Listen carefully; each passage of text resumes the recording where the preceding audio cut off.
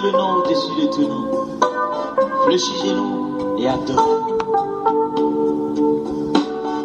Il a reçu le nom au-dessus de tout nom. Il a reçu le nom au-dessus de tout nom. Et tout genou fléchira lorsqu'on parlera de l'agneau. Et tout genou fléchira lorsqu'on parlera de l'agneau. Oh, il a reçu le nom au-dessus de tout nom. Il a reçu le nom qui surpasse tout autre nom. Et tout genou fléchira lorsqu'on parlera de l'agneau. Et toute langue confessera que Jésus a vaincu le tombeau. Oh, oh, adorons Jésus, élevons son nom. Oui, adorons Jésus, élevons son nom. Oui, adorons Jésus, élevons son nom. Adorons Jésus, élevons son nom. Adorons-le.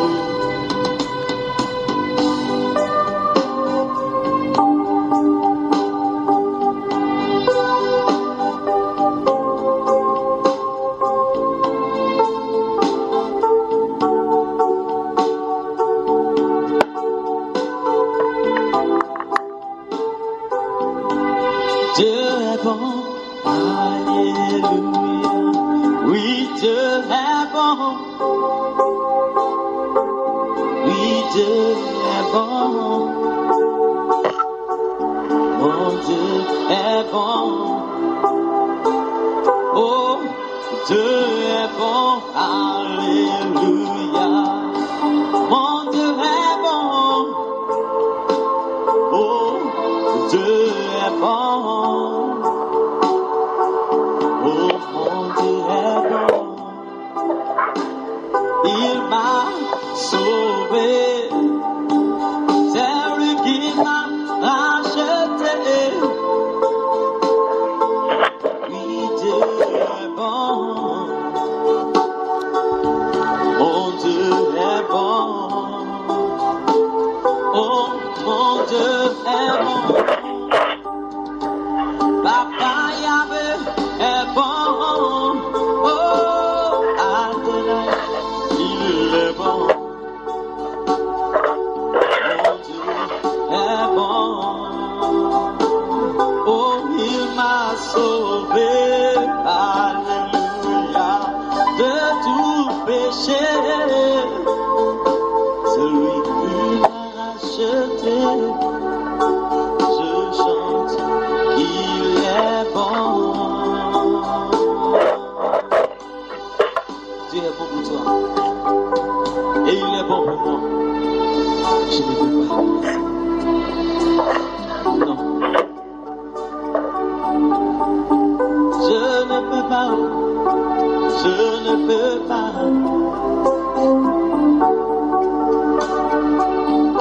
Si l'on me donnait tout l'or du monde.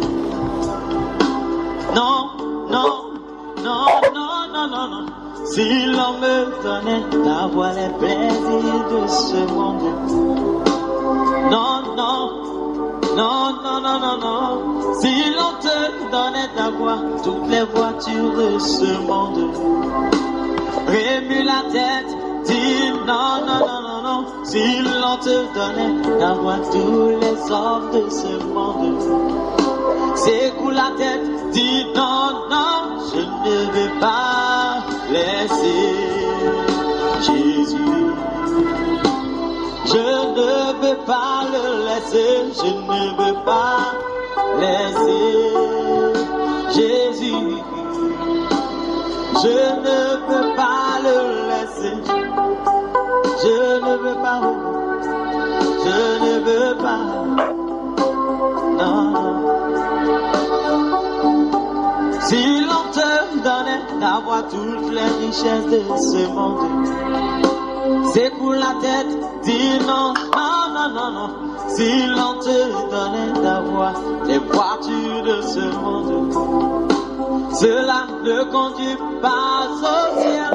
Si l'on te donnait d'avoir toutes les femmes de ce monde, c'est pour la tête, dis non, non, non, non, non, non, non. Si l'on te donnait d'avoir la vie, dis non. Non, non, je ne veux pas laisser Jésus.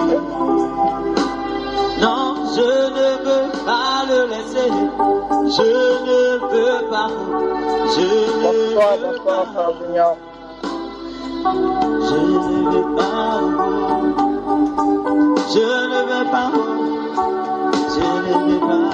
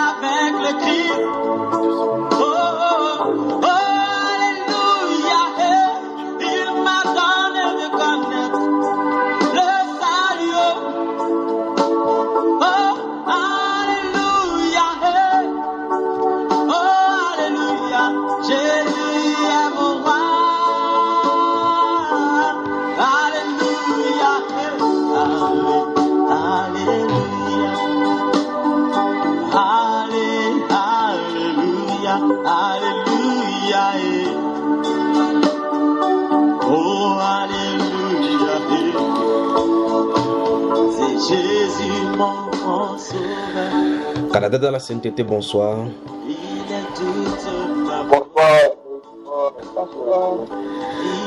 Que la grâce et la paix de notre Seigneur vous soient multipliées.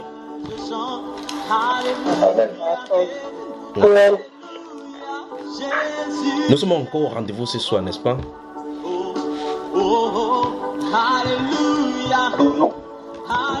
Et j'espère que les gens n'ont pas confondu les jours. Le jour, j'espère que quelqu'un n'est pas d'attendre lundi à minuit. Il est ma consolation, je chante alléluia. On n'a pas entendu ça. Voilà, la sœur Betty Raymond, bonjour. Enfin, bonjour chez vous. Il est minuit et 35 minutes ici à Douala. La sœur Jessica, bonjour. Bonsoir chez vous, bonjour chez nous. Bonsoir. Bonsoir, que le Seigneur vous bénisse. Installez-vous confortablement. Moi, je ne vous vois pas sur l'écran. Et derrière cette machine-ci, la sœur Grâce a de manipuler les boutons. Je ne sais pas ce qu'elle a écrit là-bas. La famille Achille, bonsoir. Shalom frère Junior, shalom frère et sœurs, shalom à tous. Que la grâce et la paix soient certainement la vidéo de la sœur du frère Achille était ça s'est cassé peut-être. C'est pour ça que ça ne montre pas quoi.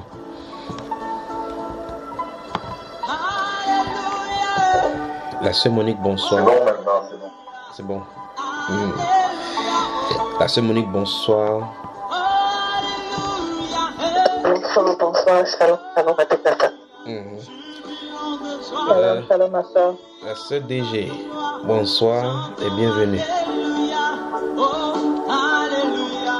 Bonsoir Bonsoir, bien, frère. Bonsoir, mes bien-aimées soeurs. Comment tu vas? Bonsoir, ma soeur.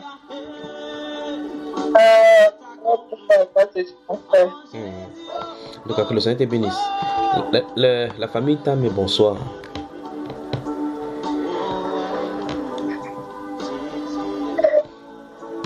La sœur Erna va bien?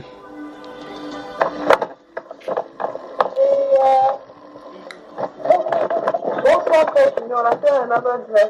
Bonsoir, mes frères. En tout cas, installez-vous confortablement. C'est toi qui nous as convoqués à ce saint rendez-vous.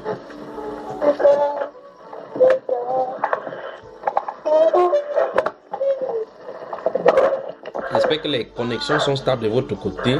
Si vous nous trouvez bon, je crois que j'ai fait le tour de la table. La sœur Hélène, oui, je crois que j'ai parlé de la sœur Hélène. La sœur Hélène pour le bonsoir.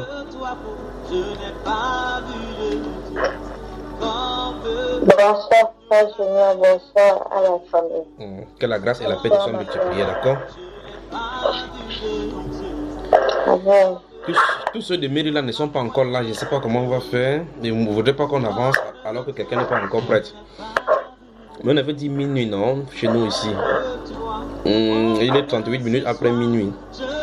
Donc on patiente encore 2 minutes, n'est-ce pas? Encore 2 minutes. Comme ça, le temps pour eux de se connecter. Que le Seigneur vous bénisse. Je n'ai pas vu de Dieu comme toi. Nous sommes allés à Bouaké, à Korobo, même au Burkina. On a fait le tour de la Côte d'Ivoire. Jésus, je n'ai pas vu de Dieu comme toi. Un Dieu vertu dans la gloire. Oh, il n'y en a pas. Je n'ai pas vu de Dieu comme toi. Oh, je n'ai pas vu de Dieu.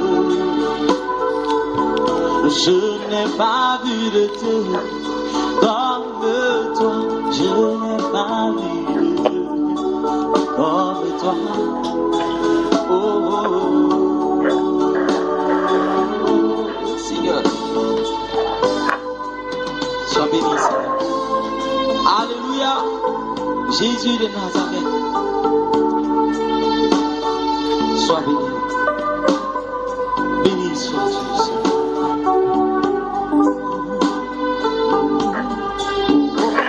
Oui, Christ est la paix recherchée de mon âme. Oh Seigneur, soutiens ma foi. Christ est la joie recherchée de mon âme. Oh Seigneur, soutiens ma foi. Prends-moi, Seigneur, dans mon état. Dieu que Jacob soutient ma foi. Oui, prends-moi, oh Seigneur, dans mon état. Dieu que Jacob soutient ma foi.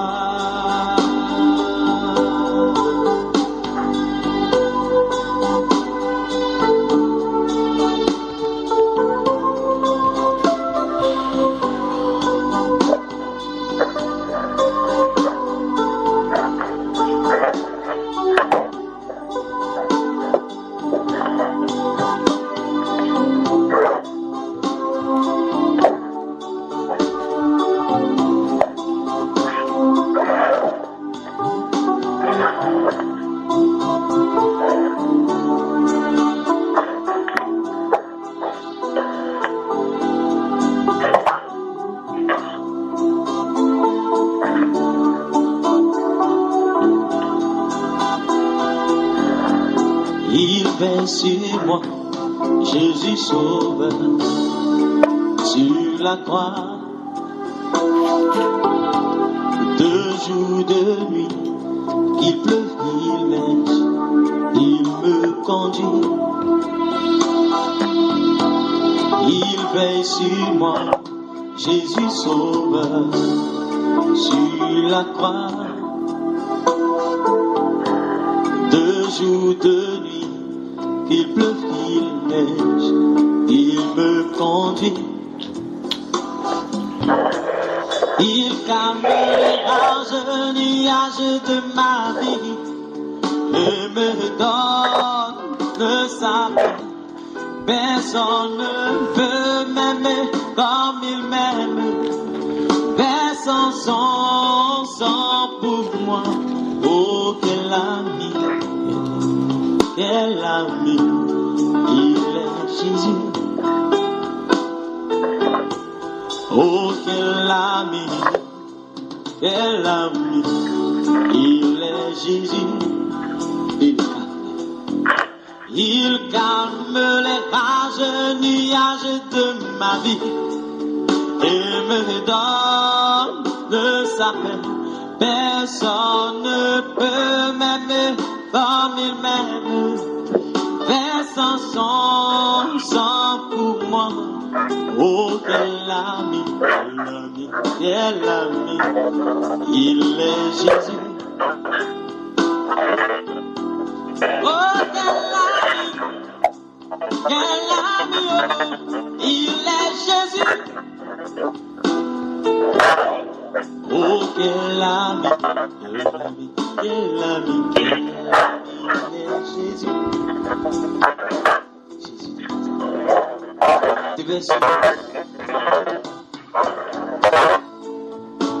Jésus de Nazareth.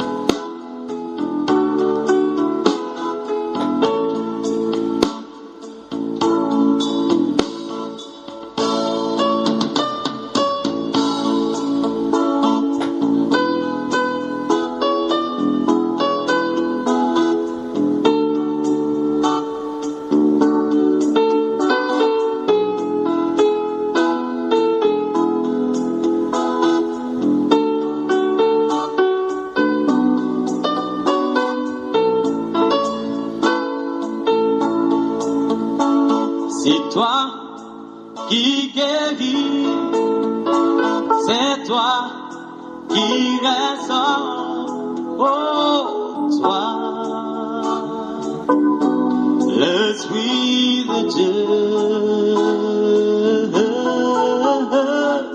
nous avons besoin de toi, c'est toi qui sonde les cœurs, oh toi qui sonde l'air, c'est toi le Paraclet. Oh, nous avons besoin de toi. Ayons les yeux fixés dans la patrie céleste. Jésus vêtu de gloire, oh, rayonnant de majesté, laisse son esprit parmi nous. Moi je crois en sa parole. Il a dit, je monte vers le Père, je ne vous laisse pas orphelin, car mon esprit est parmi vous, l'Esprit de Dieu, il est parmi nous, il est parmi nous, il est parmi nous, oh, il est parmi nous, le Saint-Esprit, il est parmi nous, il est oh, il est parmi nous, il est parmi nous, il est parmi nous, l'Esprit de Dieu. Et comme au jour de la Pentecôte,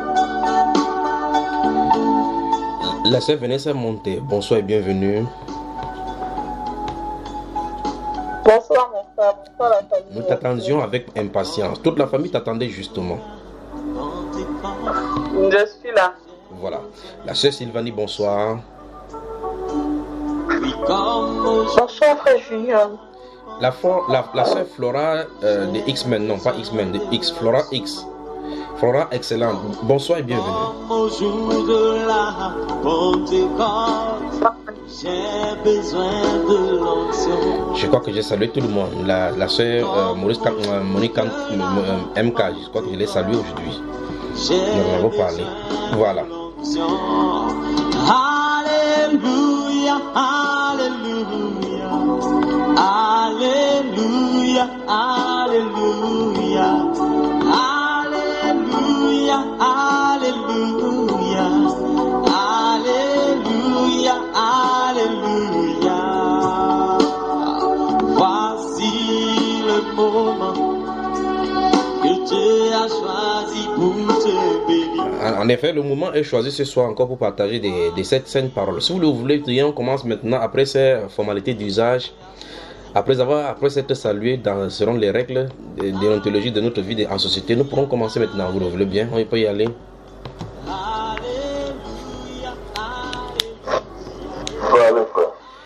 Voilà. Longtemps dans les Saintes Écritures où l'onction a toujours causé problème, depuis la sortie d'Égypte du peuple de Dieu sous Moïse, puis relégué à l'autre prophète Josué, des ingrédients vont commencer à se glisser dans le peuple de Dieu où le péché d'Achan sera révélé dans le livre de Josué chapitre 7, où le monsieur va du côté de Babylone et prend le manteau de Chinia qui est le symbole même de l'onction étranger au milieu de l'église. Israël s'établira donc tant bien malgré au milieu d'Israël tel que Dieu l'avait prophétisé, et la sacrificature sera établie selon l'ordre d'Aaron tel que dit dans les Saintes Écritures. Nadal et Abihu apporteront donc le feu étranger au milieu de l'église d'antan réunis dans le désert pour pouvoir maîtriser le même feu tel que Dieu avait fait dans les Saintes Écritures. Seront frappés ipso facto par Dieu pour montrer effectivement que la sainteté de Dieu ne doit pas être mélangée avec autre chose autre que son onction à lui. Dans la suite des temps, Christ Jésus, le Messie promis dans les Saintes Écritures, viendra avec la puissance du Saint-Esprit, octroiera cette puissance à ses disciples et au sortir de sa vie, manifestera sa puissance au travers de ses serviteurs. Et dans Actes chapitre 8, l'on nous fait mention d'une certaine personnalité appelée Simon le magicien qui crut et croira avoir le Saint-Esprit et le potentiel de distribuer ce même Saint-Esprit par la puissance de l'argent. Le Saint-Esprit montre au travers de ses écrits effectivement qu'au courant de l'Église, le Saint-Esprit sera manifesté à diverses personnalités et d'autres personnes pourront acquérir certaines sortes d'onction au travers de l'argent et en distribueront donc. Mais dans les Saintes Écritures, donc, le Saint-Esprit va avertir l'Église au sujet des faux enseignements qui vont venir à la fin du temps, notamment à l'onction des miracles qui va attirer des foules nombreuses du côté de Satan. C'est ainsi donc que l'Église se trouve immiscée au courant des périodes de sa disposition et de sa dispensation, mélangée avec des faux enseignements issus justement des esprits séducteurs se trouvant en plein milieu de l'Église tel que prophétisé d'abord par notre Seigneur Jésus-Christ et ensuite par les saints prophètes et apôtres au milieu de l'Église. Paul, l'apôtre, mon grand frère, dirait effectivement que dans le livre des Actes des Apôtres chapitre 20, sortant avec les yeux l'aigle fixant dans l'avenir, voyant le parcours de l'Église, dirait effectivement qu'il parle en pleurant parce qu'il sait qu'au milieu des chrétiens s'élèvera, au milieu des enseignants, des conducteurs de l'Église, s'élèveront des loups crieux qui n'épargneront pas des troupeaux mais qui enseigneront des fausses choses pour entraîner les disciples avec eux. Paul, l'apôtre, toujours dans le livre de Philippiens au chapitre 3, dira effectivement qu'il a toujours exhorté l'Église à avoir la crainte de Dieu afin de pouvoir tenir contre ces gens-là. Et il parlait en pleurant avec les larmes aux yeux, sachant ce qu'il voyait et ce qui devait venir. C'est ainsi donc qu'au courant des siècles, Dieu va envoyer Toré et Toré, il va envoyer Charles Finney, Colomba, il va envoyer George Muller et autres George encore, Charles Spurgeon, il va envoyer Smith Wigglesworth pour rétablir les flammes dans l'église. Qu'est-ce qu'il va faire? Il va envoyer Joseph William Seymour au début de ce 19e siècle, envoyer William Marion Branham, Kim Clement et tous ces prédicateurs afin qu'ils maintiennent le feu et la flamme au milieu de l'église. Que l'église soit remplie toujours de cette flamme du Saint-Esprit, tel que programmé dans les Saintes Écritures, parce que l'église est le conducteur et le guide et le père de l'église, car il est dit que ce sera sera le consolateur. Donc, il va marcher en tant que père au milieu de l'église pour ne pas laisser les enfants dans l'orphelinat. Dieu n'a pas donc effectivement laissé ses enfants dans l'orphelinat. Il désire que le Saint-Esprit donc conduise l'église. Tel est le prétexte de cet enseignement ce soir. Nous allons nous pencher sur ces choses-là devant lui. Que le Seigneur vous bénisse. Installez-vous confortablement. Nous revenons dans quelques instants.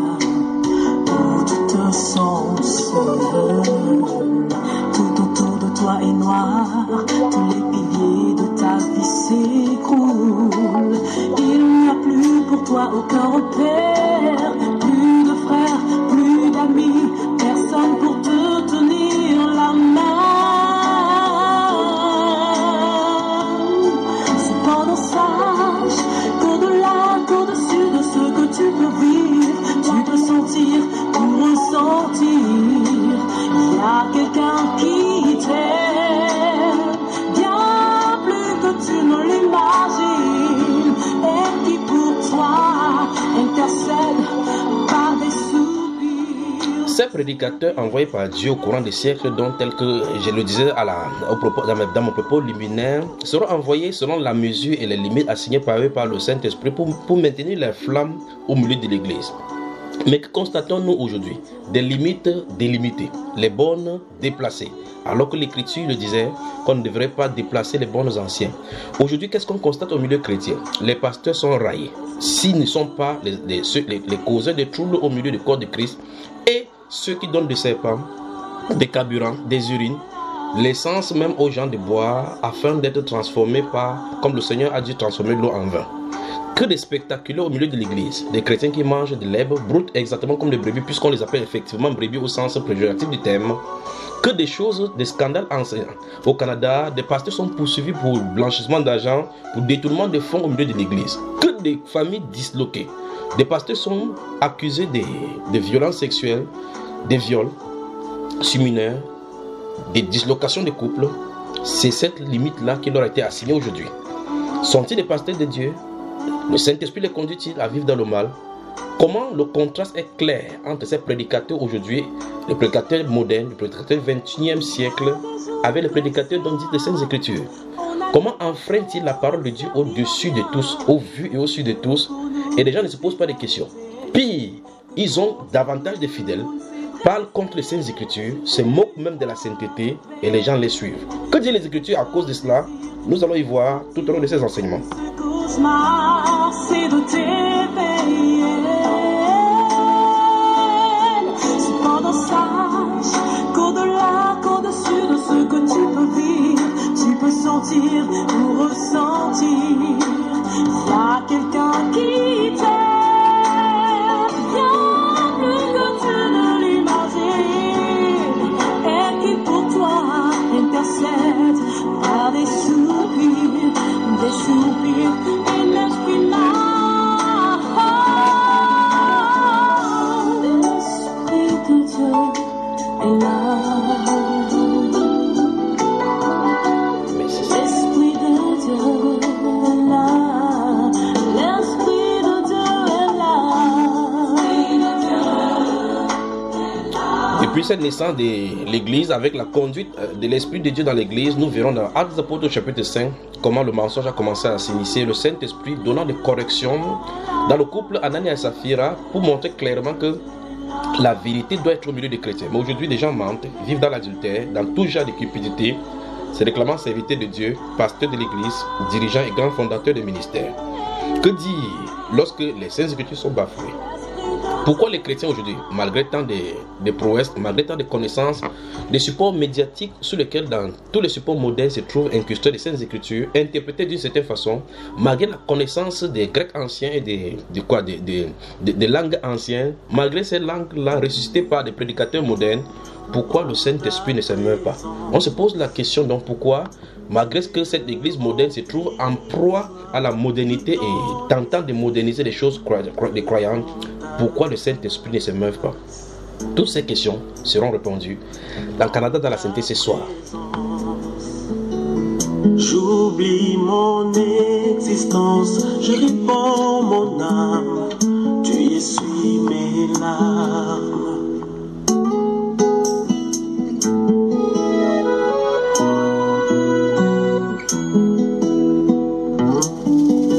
Je contemple ta splendeur, ta beauté, ta grandeur, dans ton sanctuaire. Voilà, le frère Aimé Kano, devant ta face, distillé par Grace Chavda. Pendant qu'on y est justement, je prie pour le frère Aimé Kano, pour la réconciliation dans son foyer, afin que ces désordres dont nous sommes en train de parler, constatons à l'entame de mes propos ici, au milieu de l'église où les pasteurs se trouvent divorcés 5 fois, les pasteurs femmes également se trouvent incrustés là-bas avec des maris d'autrui. Et nous prions également que le Saint-Esprit donne miséricorde de la vie de notre bien-aimé Aimé Kano et que tout son entourage, si tu m'entends et que tu puisses me contacter, j'ai un message pour toi, Aimé Kano. Tu nous écris avec les numéros de téléphone qui se figurent à derrière chacun des enseignements ici. J'ai un message pour toi et pour ton épouse afin que tout ce qui s'est passé soit arrangé. Que Dieu te bénisse. Vous faites quoi que ce soit dans les ténèbres, le Seigneur manifeste dans la lumière. Le frère Achille Ngikam, bonsoir. Bonsoir, frère Junior. Nous sommes en plein maintenant dans ces grands enseignements et dans ces grandes questions dont notre sœur nous a posées dans l'autre partie de l'enseignement dont nous voyons hier en pleine nuit concernant Jean chapitre 4 verset 14. Est-ce que nous pouvons lire premièrement ce passage-là avant de commencer?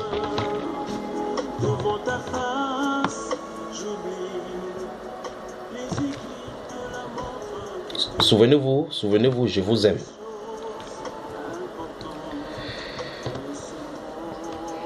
La sœur Jessica, est-ce que cette position que tu as prise là ne te donnera pas du sommeil directement au point où tu vas tomber dans le lit directement là?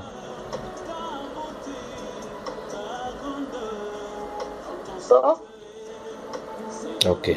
Je compte sur toi pour ne pas dormir, d'accord? Je compte sur toi. Non. Voilà. Vous voyez la sœur Grace Chavda se tient là-dedans.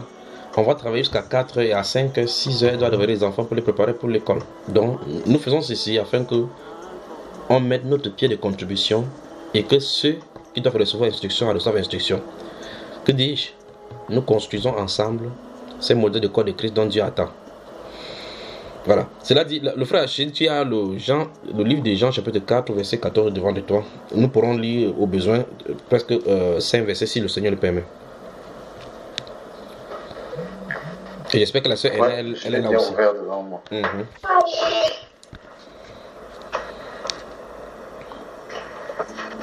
Jean 4, à partir du verset 14. Donc, je lis au nom de Jésus-Christ.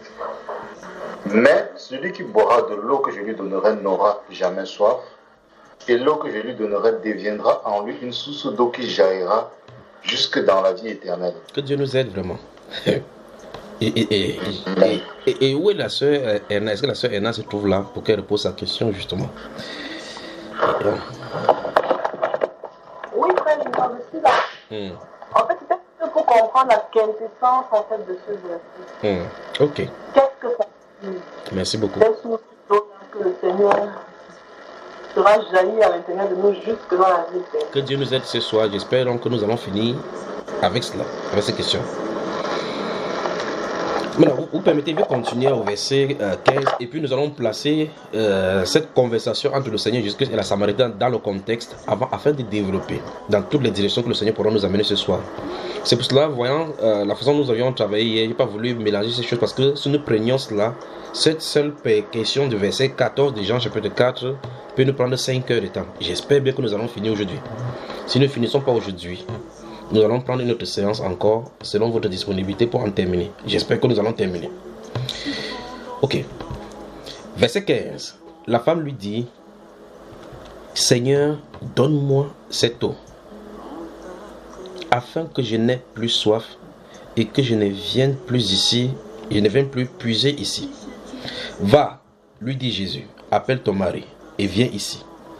La femme répondit: Je n'ai point de mari. Jésus lui dit, tu as eu raison de dire, je n'ai point de mari. La sœur Esther, Diane, bonsoir et bienvenue. Installe-toi confortablement. Nous sommes en train de parler des... Tu peux ouvrir ta Bible dans le livre de Jean chapitre 4. D'accord, ça va. Jean chapitre 4. Bonsoir. Okay. Retourne-nous rapidement, Jean chapitre 4. À partir du verset 14, nous commençons là. Vous voyez, je suis en train de patienter. Je vais vraiment doucement. Pourquoi personne ne peut être ici? Il ne faut pas que quelqu'un presse ici en cours.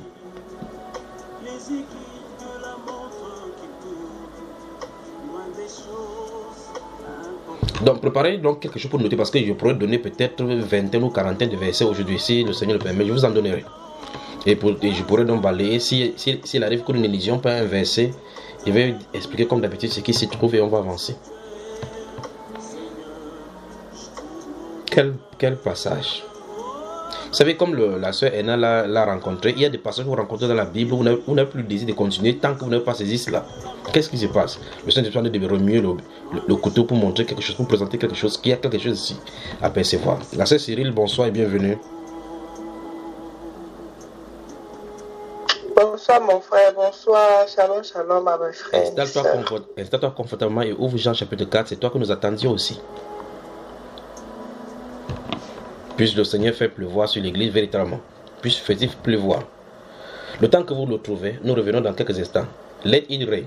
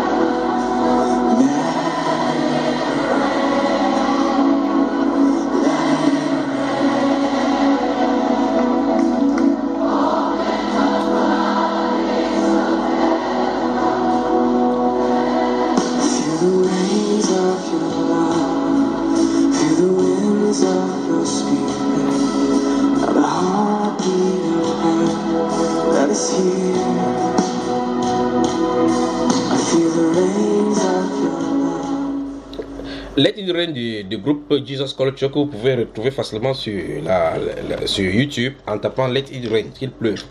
Il chante Open the Floodgates of Heaven and Let It Rain. Et nous prions effectivement que le Saint-Esprit puisse descendre comme il a promis en nous donnant cette pluie de l'arrière, de la première et de l'arrière-saison. La sœur Esther et la sœur Gladys, vous avez ouvert déjà le Jean chapitre 4.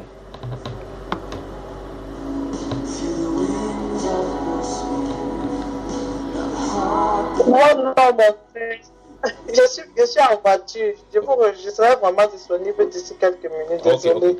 Ok, donc sois concentré, d'accord, ma soeur?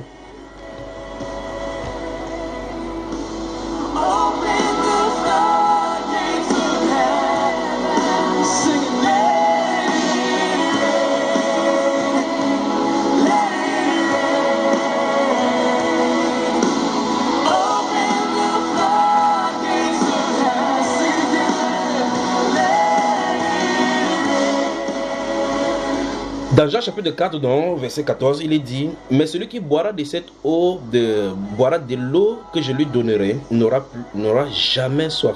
C'est terrible. Et l'eau que je lui donnerai deviendra en lui une source de vie. Une source d'eau qui jaillira jusque dans la vie éternelle.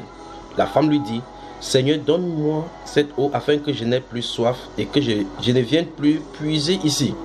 Va, lui dit Jésus, appelle ton mari et viens ici. La femme répondit: je n'ai point de mari. Jésus lui dit: tu as eu raison de dire je n'ai point de mari, car tu as eu 5 maris et celui que tu as maintenant n'est pas ton mari. En cela tu as dit vrai. Seigneur, lui dit la femme, je vois que tu es prophète.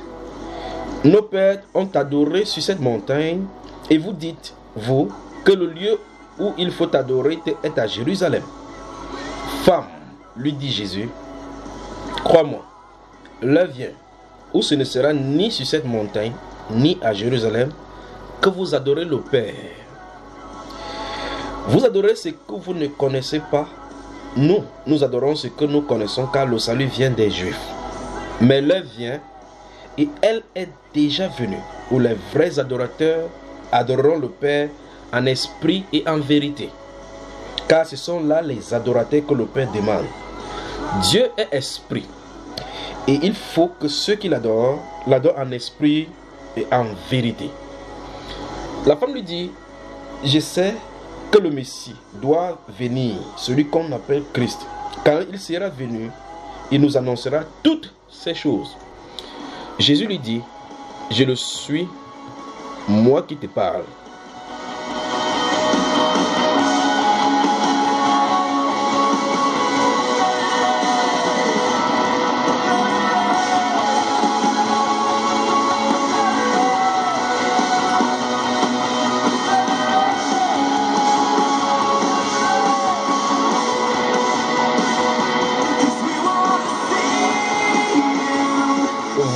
Voilà, merci la seule grâce, merci la seule grâce.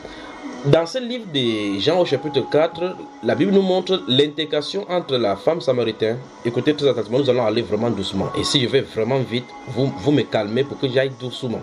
J'ai intérêt vraiment à aller doucement ici pour que vous me saisissiez. Vous êtes prêts? On peut y aller?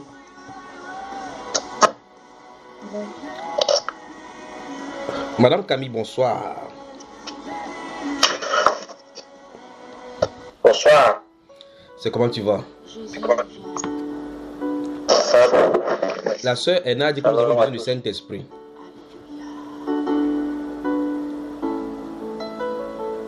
Jésus vient, Jésus vient, nous t'accueillons, Jésus vient au milieu de nous. Nous t'accueillons, Jésus vient au milieu de nous. Saint-Esprit vient, oui, viens. Nous t'accueillons, Saint-Esprit au milieu. En lisant cette confrontation entre la femme samaritaine et Jésus-Christ, on se rend compte que c'est l'histoire de l'être humain qui est confronté avec son amour filial entre les hommes, l'identité de la survie et la soif de l'adoration de l'invisible. Les trois des condiments seront mis dans la concertation qui sera faite ici entre elle et le Seigneur Jésus-Christ. Cette concertation donc entre Christ et la femme nous présente l'état de l'être humain, les trois dimensions dans lesquelles l'être humain se trouve. L'être humain a besoin de l'amour des autres, il a besoin des choses pour survivre, et il a besoin d'adoration. Les trois choses étant présentées ici, ils vont commencer par le manger et le boire. Cette femme-ci avait soif, donc elle avait besoin de quelque chose pour survivre physiquement. Christ est présent là-bas comme celui qui pourvoit aux besoins de survie de l'être humain sur la terre. Au verset 10 du chapitre 4 de ces gens, si vous les ouvrez ou remontez au verset 10, le Seigneur Jésus-Christ va lui dire, si tu connaissais celui qui te demande, qui te dit donne-moi à boire, tu lui aurais toi-même demandé et te donnerait de l'eau. Quoi vous parlez de déclaration? Vous avez ça au-devant de vous?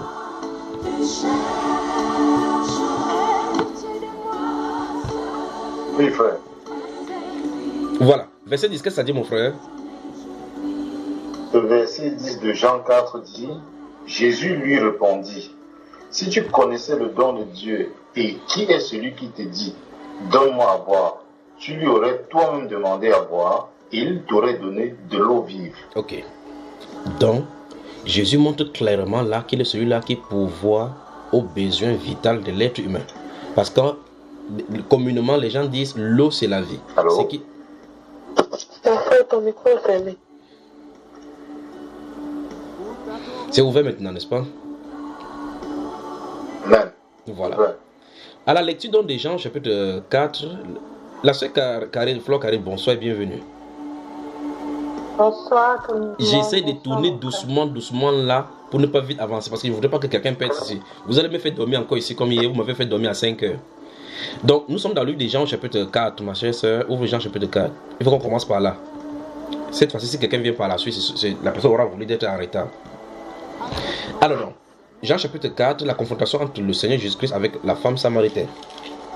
J'ai dit donc que dans ces Jean chapitre 4 déjà, avant de toucher de plus profond, le verset 14 dont notre problématique est ressortie aujourd'hui. Enfin, nous allons y aller, nous allons dégager les différentes problématiques qui s'y trouvent. À l'intérieur de ces Jean chapitre 4 se trouve une confrontation pour la survie de l'homme. La relation entre l'homme et son semblable, donc l'amour entre une femme et un homme, c'est-à-dire que l'amour charnel, le besoin de manger, et puis le besoin de l'adoration. Voilà les trois thèmes qui seront poussés là-bas. Dans tous ces trois thèmes, le Seigneur Jésus-Christ montre qu'il est Seigneur. Cette femme-ci a quitté sa maison parce qu'elle avait soif. Elle est allée au puits parce qu'elle espérait y avoir de l'eau. Or, le puits était profond comme son témoignage elle-même le dit au Seigneur. Elle est partie pour boire de l'eau afin de ne pas mourir de soif. Christ Jésus se présente devant lui comme celui qui donne même de ces choses-là pour que quelqu'un n'ait plus jamais soif. Donc, le Seigneur Jésus montre par ici que celui qui pourvoit à nos besoins quotidiens pour prendre soin. Enfin, n'avait-il pas dit dans les Saintes Écritures, dans le livre des Psaumes, chapitre 25, et dans plein de passages dans le livre des Psaumes, heureux ceux qui se confient à l'Éternel. Et ils trouvent dans leur cœur des chemins tout tracés. Et la Bible déclare qu'ils ne seront point confus. Dans le Psaume, chapitre 34, versets 7 et 8, la Bible déclare que les lionceaux éprouvent la disette et la faim, mais ceux qui craignent l'Éternel ne sont privés d'aucun bien. Donc le Seigneur se présente dans les Saintes Écritures comme celui dont là qui pourvoit à nos besoins quotidiens. On continue. À une autre dimension dont le Seigneur Jésus va lui poser la question, il y aura la question, la problématique même maintenant de la relation. Jésus dit, va, appelle ton mari. Le Seigneur montre clairement que la dimension humaine, la relation entre les hommes, même s'il y a n'importe quel conflit, il est celui qui résout le conflit. Qu'est-ce qui se passe? Cette femme se trouve être conflictuelle dans ses relations avec les hommes. Jésus lui dit, en fait, tu as eu raison de dire, tu n'as point de mari parce que celui avec tu as eu 5 maris et celui avec qui tu es n'est pas ton mari. Donc cette femme-ci, dans les relations humaines, elle avait des problèmes. Les sociologues la taxeraient maintenant peut-être des amourologues parce qu'elle n'avait pas le problème, elle n'avait pas le véritable amour. Elle passait d'un homme à un autre. Dans un autre ciel, on va la taxer des prostituées. Mais qu'est-ce que son cœur cherchait? Son cœur cherchait la stabilité dans l'amour. Ici, Christ Jésus se trouve comme étant présent, comme l'homme qui pourvoit et rend les cœurs simples dans l'amour, en aimant tel qu'on est. C'est ce qu'une femme cherche, qu'un homme l'aime comme tel. N'est-ce pas, mon frère Achille? En tout cas, j'aurais dû poser ces questions aux femmes. Je souhaite qu'avant mon mari, oui, c'est aux femmes qui doivent poser ces questions. Si elles posent là, elles vont nous sortir tous les cartouches ici. Dans le mieux, ils posent à un homme, on continue, n'est-ce pas, frère? En tout cas, je viens avec les hommes. Je viens avec les hommes. Les recommandations que le Seigneur recevra du Seigneur pour les hommes, on va travailler là-bas. Vous pensez que les hommes n'ont pas de problème? On a des problèmes plus que les femmes. On arrive. Alors, le Seigneur Jésus présente maintenant le cœur de cette femme, c'est comme étant la source du problème. Souvenez-vous de cela. Le Seigneur Jésus présente son cœur comme étant la source du problème. Dans son cœur, il se trouve donc étant dubitatif. Elle ne sait pas quel style de mari choisir. Quand une personne vient, on parle que ta joue, quand tu souris, ta joue est perçante. Elle dit que merci, et puis pam, elle tombe dans le piège. Plus tard, elle se rend compte que c'est son sourire, que celui-là ne cherchait pas sa personnalité. Et finalement, elle est avec 5 personnes. Étant avec le 5e, son cœur lui disait que ce n'est pas son mari, puisque elle a avoué devant le Seigneur effectivement que tu as dit vrai. Maintenant, alors ce qui se passe maintenant ici, c'est ils vont quitter cette dimension. Après avoir quitté la dimension matérielle, ils vont passer à la dimension de l'amour entre l'homme et la femme. Ils vont toucher en dernier lieu la dimension de l'adoration. Cette femme-ci a amené Jésus dans cette dimension-là. Ils vont commencer à parler des lieux d'adoration que Dieu a pourvus. Et quand nous lisons les Saintes Écritures, Deutéronome, Exode et Nombre principalement, on voit clairement que le lieu où Dieu a pourvu pour adorer, c'était à Jérusalem. Donc c'est le seul lieu d'adoration. Maintenant voici Jérusalem personnifiée qui se trouvait face à face avec ces femmes-là. Elle avait effectivement besoin d'adorer Dieu. Jésus Christ est présent.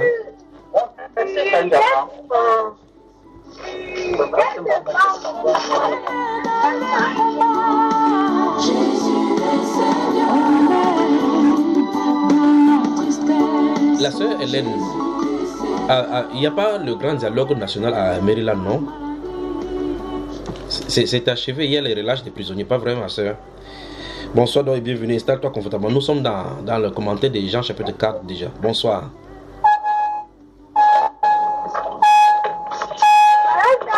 Ouais, ça c'est la maternelle.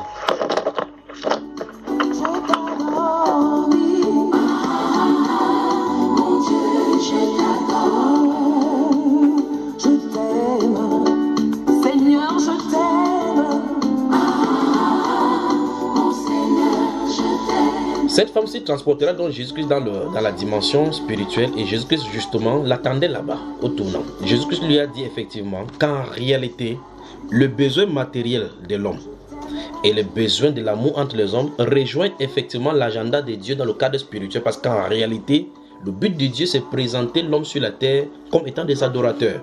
Et le moyen pourvu par Dieu pour adorer a été faussé sur la terre par les différents sites d'adoration qui ont été pourvus par les hommes sur la terre. Jésus lui dit, vous adorez ce que vous ne connaissez pas. Nous adorons ce que nous connaissons parce que le salut vient des Juifs. C'est-à-dire le canon et le canevas tracé par Dieu a été révélé aux Juifs. Vous en avez fait des embrouilles. Cet embrouille donc sur la terre, le Seigneur Jésus dit, il est venu effectivement pour restaurer cela. Le Messie. Il est révélé ici que quand le Messie viendra, c'est lui qui dira toutes ces choses. Jésus donne donc la première grande notion de cette relation entre l'homme et Dieu. Il dit effectivement Dieu est esprit et il rappelle normalement ce qu'il devrait savoir, et il faut que ceux qui l'adorent en esprit et en vérité. C'est ça les adorateurs dont Dieu recherche. Comment donc l'adorer en esprit et en vérité si on n'a pas son esprit? Parce que Dieu est un esprit, on doit l'adorer justement en esprit. Et pour l'adorer en esprit, il faut qu'il donne son esprit. D'où la problématique de Jean chapitre 4 verset 14. Jésus dit, une fois de plus, je le cite, mais celui qui boira de cette eau, l'eau qu'il est censé donner. Donc ça veut dire que cette eau n'était pas encore. Celui qui boira de cette eau n'aura plus soif. Et celui donc là qui va boire cette eau, dit-il, cette eau là deviendra, jaillira dans ses entrailles jusque dans l'éternité, jusque dans la vie éternelle donc. Jean chapitre 7, continuons là.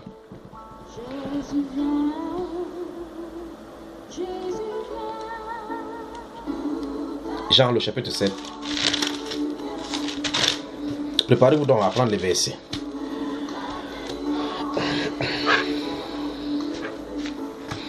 Les Canadiens, vous m'avez manqué.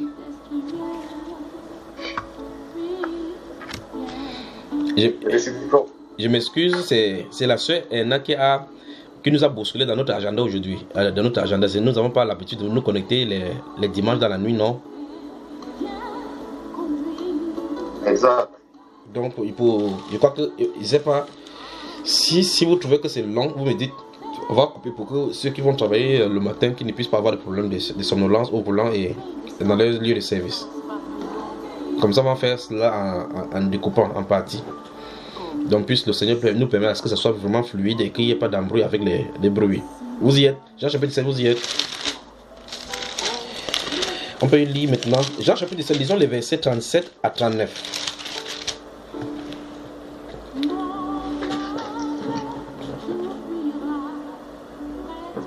Jean chapitre 7, les versets 37 à 39. Oui. Là, il est écrit. Le dernier jour, le grand jour de la fête, Jésus, se tenant debout, s'écria, si quelqu'un a soif, qu'il vienne à moi et qu'il boive. Celui qui croit en moi, des fleuves d'eau vive couleront de son sein, comme dit l'Écriture. Il dit cela de l'Esprit qui devait recevoir ceux qui croyaient en lui, car l'Esprit n'était pas encore, parce que Jésus n'avait pas encore été glorifié. Petit à petit, donc, le Saint-Esprit a jeté, après avoir passé 3 versets plus tard, il nous donne, en jetant le pavé dans la mare, en nous expliquant donc de quoi il est question avec l'eau. Donc, en lisant donc le Jean chapitre 7, les versets 37 à 39, comme nous avons lu maintenant, on peut commencer à comprendre ce qu'il a de dire là-bas. Puisque de toutes les façons, il venait de nous montrer qu'au puits, la femme là avait besoin certainement de quelque chose. Et quand cette femme là a entendu que cette catégorie d'eau dont on donne, on n'a plus besoin de venir puiser de l'eau, elle a réclamé rapidement cette eau là. Maintenant, le Saint-Esprit nous explique ici que l'eau dont il parle, c'est le Saint-Esprit. Ça veut donc dire que le puits et l'eau qui s'y trouve sont des symboles spirituels qui se réfèrent à quelque chose. Donc, aller pour puiser de l'eau parce qu'on en a besoin, cette façon de faire dans la vie humaine était même une prophétie programmée par Dieu pour qu'on puisse le rechercher. Pour que quelqu'un quitte des kilomètres de sa maison pour aller jeter un seau sur lequel est attaché de la corde pour faire remonter de l'eau dans une profondeur et sur une terre inculte et déserte, c'est le symbole de la soif de rechercher Dieu, comment avoir Dieu en sa possession afin d'étancher sa soif. Dans le puits se trouve être les profondeurs et la distance de la corde pour l'intérieur les demande. Le seau étant le moyen de la foi, et puis pour puiser et rentrer et boire. Pour boire, pour essayer de calmer sa soif. La soeur Anna, monsieur.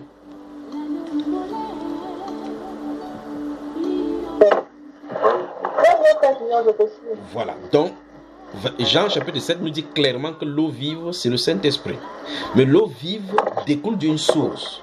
Il faut qu'on sache effectivement, parce que Jésus dit, dans Jean chapitre 4, là, il dit que cette eau-là, il dit, mais celui qui boira de l'eau que je lui donnerai n'aura jamais soif, et l'eau que je lui donnerai deviendra en lui une source d'eau qui jaillira jusqu'à la vie éternelle.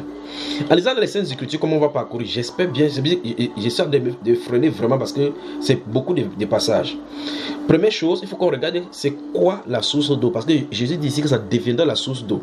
Je crois qu'en lisant 2 ou 3 versets, on pourra donc définir cela et synthétiser avec le cadre dans lequel le Seigneur Jésus a parlé. Donc nous comprenons déjà qu'il s'agit du Saint-Esprit.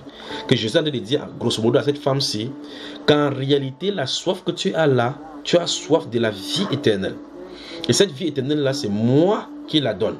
Pour que je puisse donner. Si tu as la vie éternelle au travers de toi, à l'intérieur de toi, si le Saint-Esprit habite dans ton cœur, cette soif-là sera éteinte. Or, Jésus a de vouloir lui expliquer que la soif que tu as pour boire de l'eau, ça ne veut pas dire que lorsqu'on est baptisé dans le Saint-Esprit, on ne boit plus l'eau. Que non.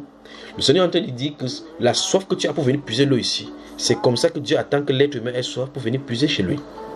Et cette autre eau est plus importante que l'eau que tu viens puiser ici. Donc l'eau qui était le symbole du Saint-Esprit et la soif, quand nous avons soif pour boire l'eau, vous voyez cela? Vous voyez? Notez Ephésiens chapitre 5, verset 18. Waouh!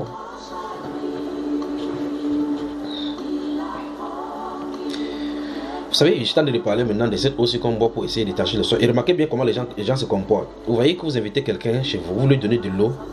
Il dit, vous monsieur, tu me donnes l'eau. Il dit, j'ai soif. Vous lui achetez de l'eau. Il dit, non, il ne veut pas l'eau. Il veut une bière ou bien le whisky. Or, le whisky ne peut pas étancher la soif. La seule chose qui puisse étancher la soif, c'est de l'eau. Ça veut dire que cette personne-ci a été biaisée dans son entendement, est corrompue dans ses goûts et son âme désire des choses qui sont faussées. On va y toucher. J'espère qu'on va finir cet enseignement-ci. Si on ne finit pas, on renverra la prochaine fois. Bien sûr, vous voulez. Demain, la sœur Suzanne Kana, bonsoir et bienvenue. Bonsoir mon frère, bonsoir mes frères, Canada dans la sainteté. Oui, que me soit donc permis de dévoiler devant ta sainte présence ici au milieu des saints, que la sœur Ena a posé la question concernant de l'eau de Jean chapitre 4 verset 14. Et donc j'ai l'amabilité de t'annoncer que nous sommes de devoir, l'eau est disponible. D'accord? Amen. Donc voilà le thème, l'eau est disponible. Voilà. Alors, maintenant je t'ai dit que lorsque les gens ont soif, vous remarquez que vous invitez quelqu'un, la personne dit j'ai soif, vous lui achetez la bière et les gens sont conviviaux dans le monde lorsque vous achetez la bière. Mais pourtant en réalité cette chose c'est pour les détruire. Le verset dont je vous ai donné dans Jean chapitre 5, enfin dans Ephésiens chapitre 5 dit clairement que ne vous enivrez pas du vin, c'est de la débauche. Donc vous voyez que le vin qu'on boit est le symbole et le dérèglement même du sens contraire que ce que l'esprit devait faire. Or, vous voyez que pour que quelqu'un boive de vin pour saouler, pour qu'il y ait les effets, ça suppose que le contraire, quand le Saint-Esprit vient au milieu, en prenant les choses matérielles, donc on prend ici le vin, ici on prend l'eau. Quand vous avez soif, vous prenez de l'eau pour étancher la soif. Le vin n'étanchera jamais la soif. Même si vous buvez toute la viticulture, vous buvez tout, ça n'étanchera jamais la soif. Quand vous aurez fini de terminer à boire tout ce que vous avez à boire, vous allez maintenant prendre l'eau pour étancher la soif. Donc, le Seigneur a fait de telle enseigne que l'organisme a besoin pour étancher la soif seulement l'eau. Même si vous faites n'importe quoi, vous buvez n'importe quoi, vous allez boire l'eau pour étancher la soif.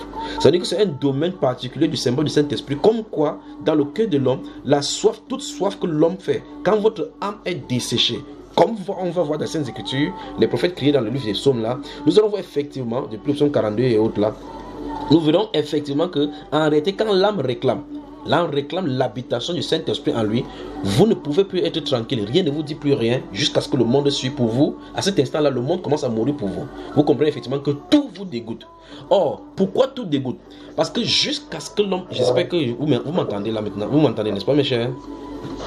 Très bien, très bien. Voilà. Jusqu'à ce que l'âme de quelqu'un commence à haïr le monde, au point où vous vous sentiez étranger, l'habitation du Saint-Esprit sera impossible. En tout cas, on va voir ça tout à l'heure dans les Écritures. Ça veut dire quoi? Ça veut dire que notre âme, parce que la soif dont il est question ici, vous savez effectivement que la Bible parle que mon âme a soif de toi, mon âme te cherche, et ainsi de suite. Donc l'âme, cette partie-là qui habite le cœur, c'est le lieu d'habitation même de l'esprit. Et donc dans le livre de 1 Pierre chapitre 2, je viens de dire préparez-vous. Dans le livre de 1 Pierre chapitre 2, donc il est dit effectivement qu'on se forme, on s'édifie pour être une habitation de Dieu en esprit. Donc Dieu doit habiter en nous. Paul l'apôtre dit dans le livre de 2 Corinthiens chapitre 7, si vous prenez 2 Corinthiens chapitre 7, alors qu'il a parlé de si notre évangile est encore voilé. Maintenant au verset 4, enfin chapitre 2 Corinthiens chapitre 4, le verset 7, il dit que nous portons ces grands trésors dans cette vase d'été avec que cette puissance là, cette grande puissance soit attribuée à Dieu. Donc dans le corps qu'est le vase de terre se trouve incrustée une puissance incommensurable qui a créé ce monde aussi. En tout cas, comme Salomon l'a dit dans 2 Chroniques au chapitre 6, verset 1, quoi donc? Dieu veut habiter dans les ténèbres. Nous allons voir tout cela, tout cela. Donc Dieu, dans sa pensée, voudrait habiter dans le cœur ténébreux qu'est l'homme. Donc, quand Salomon a construit le temple, j'ai dit ça va dans tous les sens, là, il fallait me contrôler vraiment. Quand Salomon a construit le temple, si vous lisez 2 Chroniques au chapitre 4, à partir du chapitre 4, vous arrivez au chapitre 6, vous allez remarquer que le Saint-Esprit vient sur lui, et puis constate qu'en réalité, c'est une prophétie qu'il a dit de vouloir faire. Il a dit de bâtir un temple, dans lequel on doit faire un office pour un Dieu qui est esprit. Et il se pose la question, mais il y a quelque chose qui ne va pas. Il dit quoi donc? Dieu veut habiter dans les ténèbres. Il va dire, le mot c'est obscurité.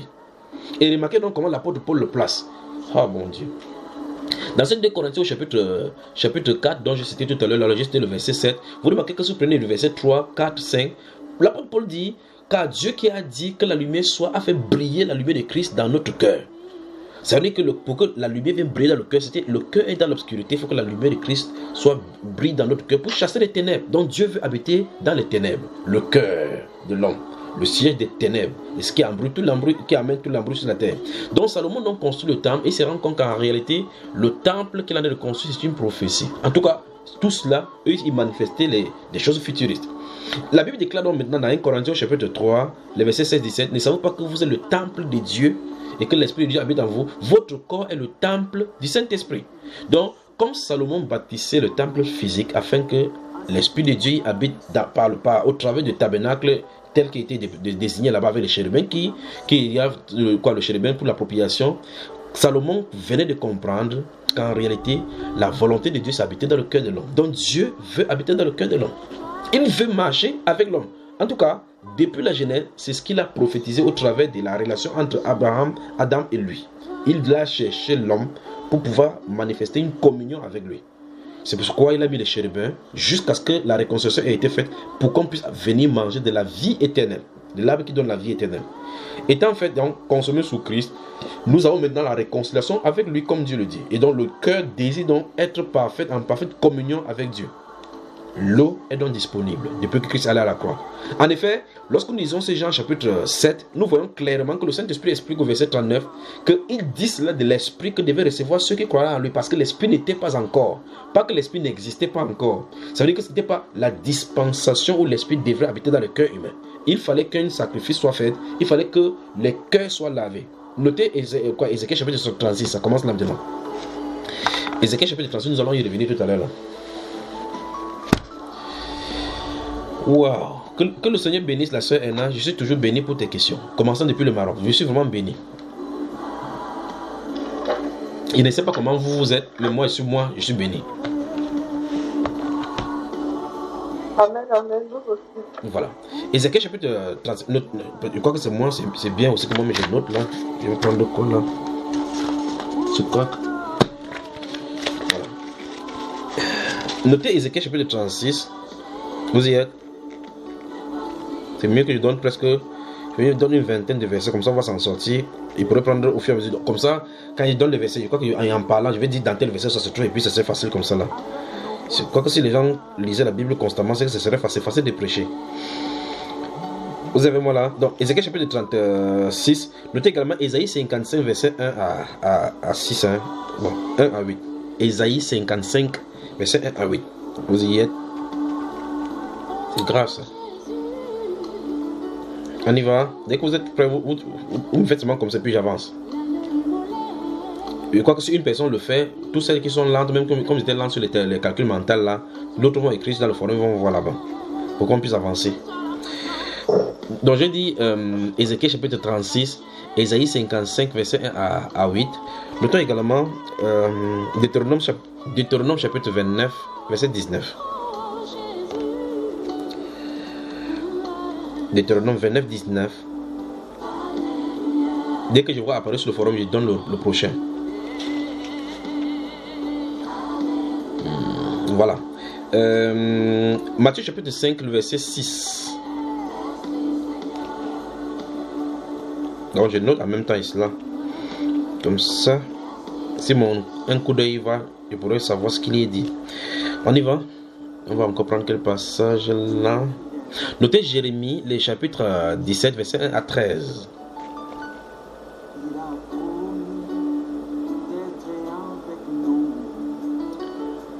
Jérémie chapitre 17, verset 1 à 13.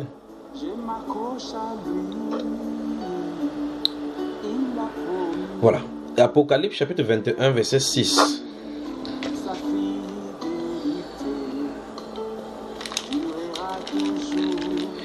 Apocalypse chapitre 21, verset 6.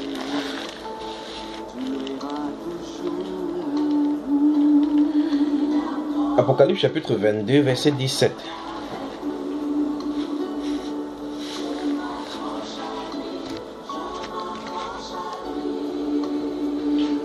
Apocalypse chapitre 22, verset 17. J'ai d'abord dit Apocalypse chapitre 21, verset 6.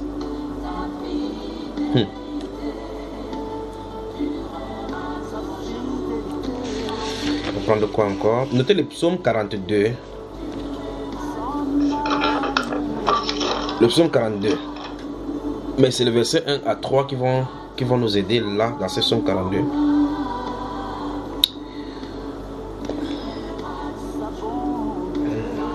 Psaume 42.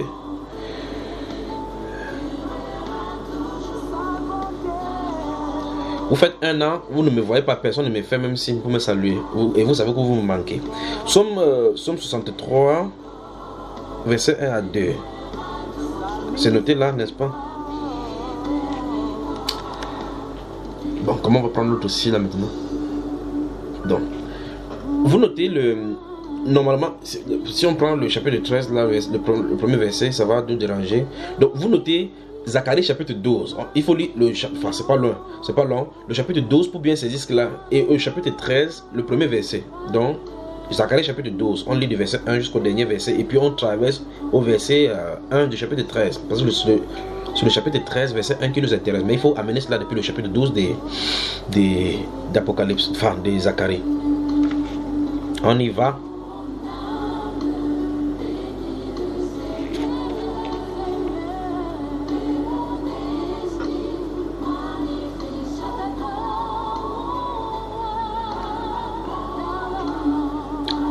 Le livre des Juges, chapitre 15, verset 14 à 20. Juges, chapitre 15, verset 14 à 20. Je ne sais pas si ça va me laisser avec les versets ici. Je crois que j'ai cité aujourd'hui déjà 2 Corinthiens, chapitre 4, verset 7. 2 Chroniques, chapitre 6, verset 1. Je vous ai cité ça quand j'ai parlé tout à l'heure là. Il dit comme ça en guise pour que vous puissiez vous en sortir quand vous allez essayer de revoir cela. Ésaïe maintenant. Ésaïe, chapitre 21, verset 14 et suivant.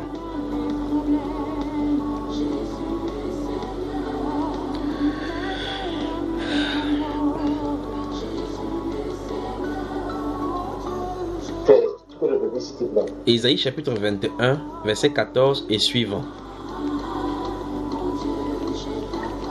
Merci. Chapitre 12, verset 3. Enfin.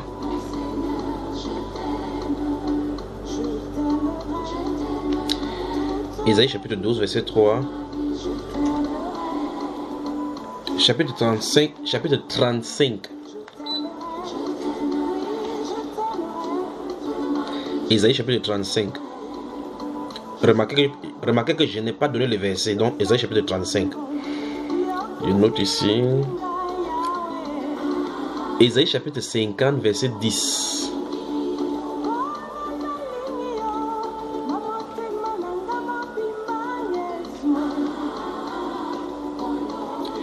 Chapitre 50 verset 10.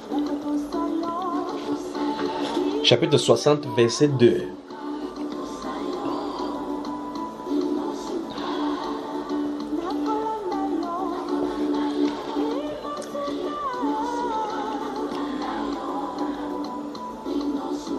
Isaïe chapitre 29. Oui.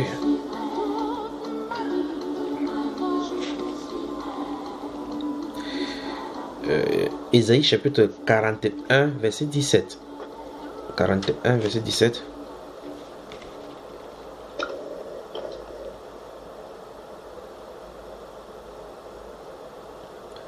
Isaïe chapitre 41, verset 17. Chapitre 44, verset 3.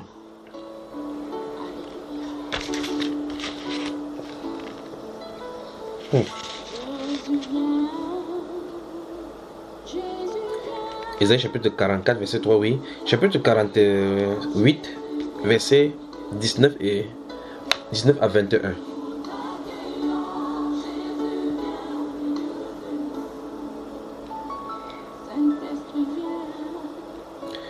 Isaïe chapitre 49, verset 8 à 10.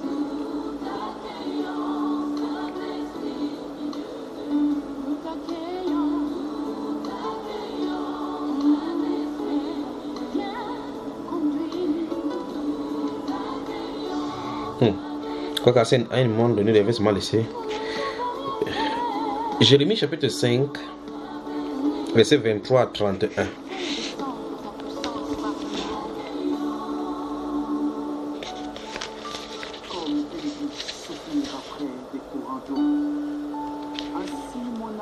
Donc, je vais d'abord laisser comme ça. On va prendre, il y a encore une vingtaine qu'on pourra prendre tout à l'heure lorsqu'il va avancer dans une autre phase. Notez le cantique des cantiques. Cantique des cantiques. Chapitre 4, verset 12 à 15.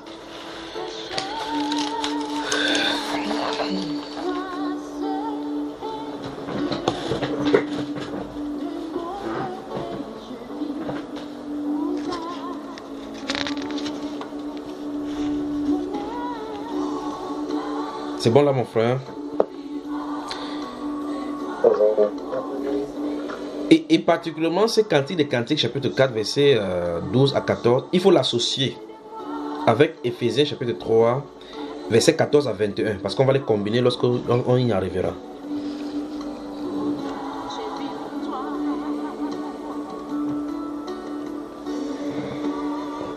Éphésiens 3 verset 12 à 14. Verset 14 à 21. Cantique des cantiques chapitre 4 verset 12 à 15.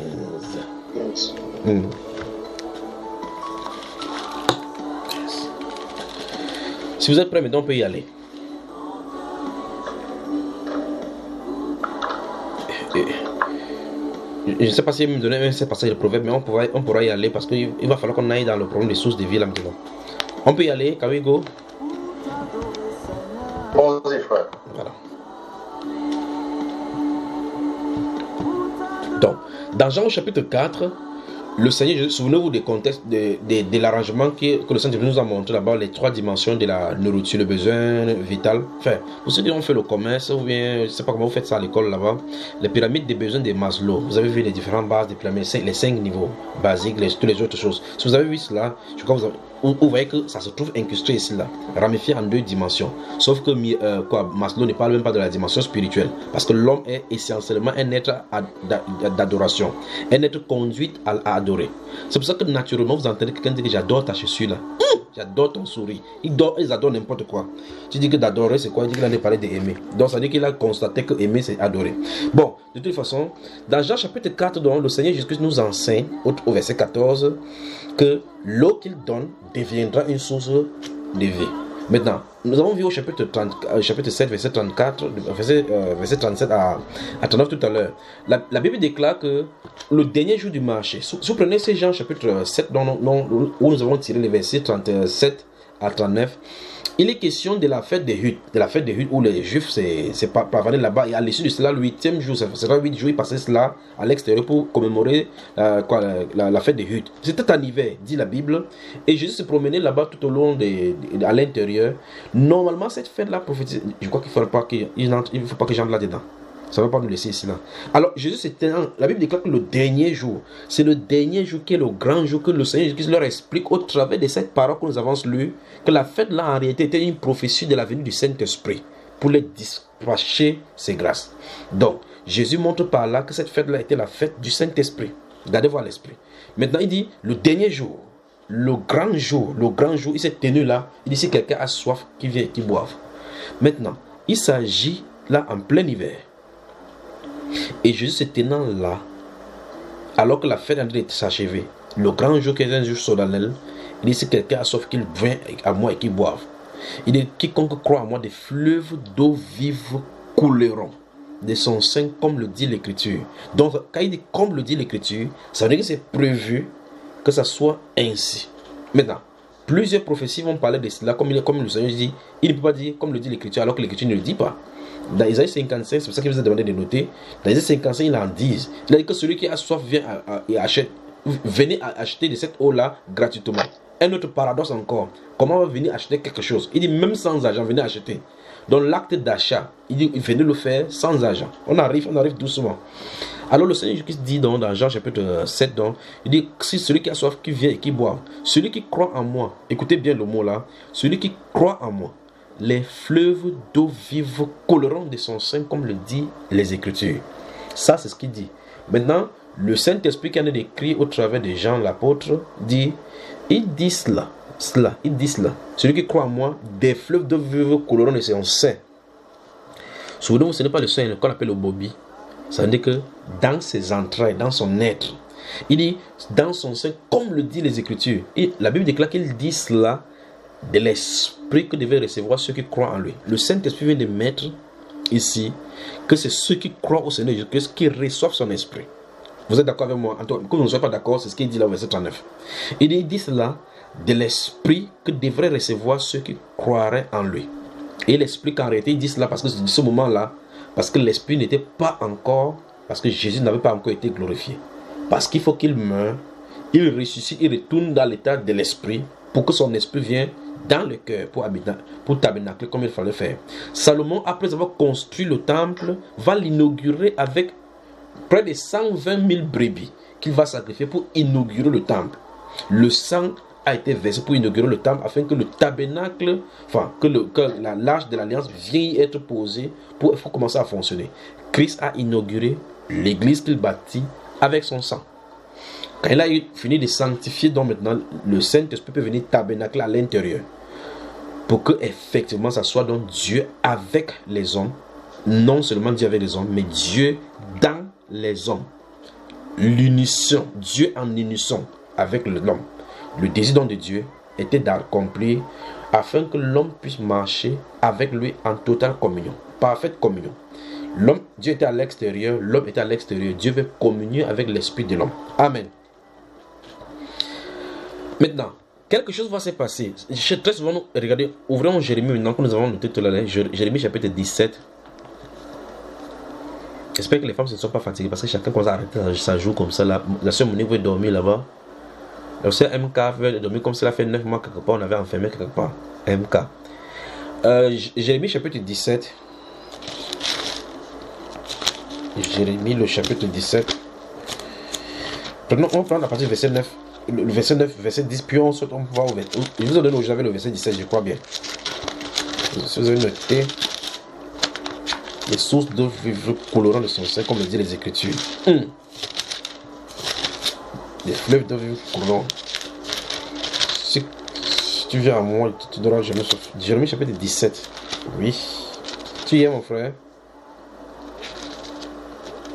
J'y suis. Voilà. Prenons le verset 9 et 10, je n'y suis pas encore, le verset 9 et 10, parce que normalement je vous ai donné le verset 17. Il faut qu'on lit le verset 9 et 10, puis on va au verset 17. Allons-y. Jérémie chapitre 17, verset 9. Le cœur est tortueux par-dessus tout, et il est méchant. Qui peut le connaître? Moi, l'Éternel, j'éprouve le cœur, je sonde les reins, pour rendre à chacun selon ses voies, selon le fruit de ses œuvres. Verset 17. Ne sois pas pour moi un sujet d'effroi, toi, mon refuge au jour du malheur. Oui. Maintenant, remontons maintenant verset 13. Verset 13. Toi, qui es l'espérance d'Israël, ô Éternel, tous ceux qui t'abandonnent sont confondus. Ceux qui se détournent de moi seront inscrits sur la terre. car ils abandonnent la source d'eau vive, l'Éternel. Voilà. Donc ici, Dieu s'est défini lui-même comme étant la source d'eau vive. Dans le chapitre 5, je crois que je vous ai donné aussi le chapitre 5 de Jérémie ici aujourd'hui. Comme puisque nous sommes dans Jérémie, lisons dans le 3 passages de Jérémie que je vous ai donné. Je vous ai donné le chapitre 2, chapitre 5. Vous allez voir effectivement que, en réalité, vous savez pourquoi je vous ai dit, j'espère qu'il va m'en sortir avec le passage, Seigneur, aide-moi. Je vous ai demandé de commencer au verset 9 parce que le verset 9 parle du problème du cœur et du fait que c'est méchant et torturé par-dessus tout. Et Jésus dit, le Seigneur dit ici là qu'il sonde ce cœur-là. Il sonde le cœur pour rendre à chacun selon son œuvre. Parce que ça veut dire que le cœur contrôle le courant de la vie de l'homme. Le Saint-Esprit dit dans les Écritures que le cœur de l'homme est un puits profond. L'homme sage sait y puiser. Ok, voilà. Maintenant, dans le cœur, se trouve étant le nerf du problème. Souvenez-vous, je vous ai dit effectivement tout à l'heure là qu'en réalité, lorsque l'âme de quelqu'un commence à avoir soif, il dit que c'est cette âme qui habite le cœur, donc l'âme du cœur. Maintenant, ici, il dit le cœur est tortué par-dessus tout et il est méchant. Qui peut le connaître? Or, Dieu connaît les pensées de l'homme, il connaît le cœur. La parole n'est même pas encore sortie de notre bouche, qu'il les connaît. Puis il dit au verset 13, en se présentant que lui, le Saint d'Israël, l'espérance d'Israël, c'est lui qui est l'Éternel, qui est la source d'eau vive. Écoutez bien très attentivement. Jésus, si vous remarquez dans Jean chapitre 7, vous allez remarquer que Jésus-Christ se présente comme celui dont là qui est la source d'eau vive. Vous avez remarqué cela, n'est-ce pas? Amen. Regarde, le frère, je commence à se sentir bien aussi maintenant. Et comment ça sent? Tu te sens aussi bien, n'est-ce pas? Amen, frère, vraiment. Ok. On va y aller doucement. Doucement. Maintenant, les deux passages que nous lisons, le verset 7, le verset 9 et le verset 13, nous présentent donc quelque chose qui doit être juxtaposé ensemble. Les fleuves de vie doivent couler du sein. Et ce sein-là qui l'englobe se trouve être le cœur. Donc, le cœur peut avoir des problèmes et empêche l'eau d'entrer, ou mieux encore de se manifester, ou mieux encore que l'eau puisse y entrer. Donc, c'est pour ça que les prochains passages que nous allons lire dans le livre de Jérémie maintenant, les prochains passages que je vous ai dit, vous allez remarquer qu'il va leur parler effectivement que le cœur a été dans l'idolâtrie et par conséquent, ils ont abandonné. Écoutez bien maintenant, écoutez très attentivement. Ils ont abandonné moi, l'Éternel, qui suis une source d'eau vive pour se creuser des citernes crevassées. C'est terrible. En tout cas, on va voir cela maintenant. Jérémie chapitre 5. Allons chercher cela. Il vous a donné aujourd'hui Jérémie chapitre 5 et Jérémie chapitre 2. Je crois bien. Oui. C'est terrible. Non, commençons par le chapitre 2 d'abord. Regardons ce qui est dit. Où est-ce que se trouve ce Jérémie chapitre 2? Je vous ai donné aujourd'hui Jérémie chapitre 2, le verset 10 à 19, non? Non. Je ne vous ai pas donné Jérémie chapitre 2 aujourd'hui. Non. Ok, notez donc alors. Jérémie chapitre 2, verset 10 à 19. Qu'est-ce qui se dit là?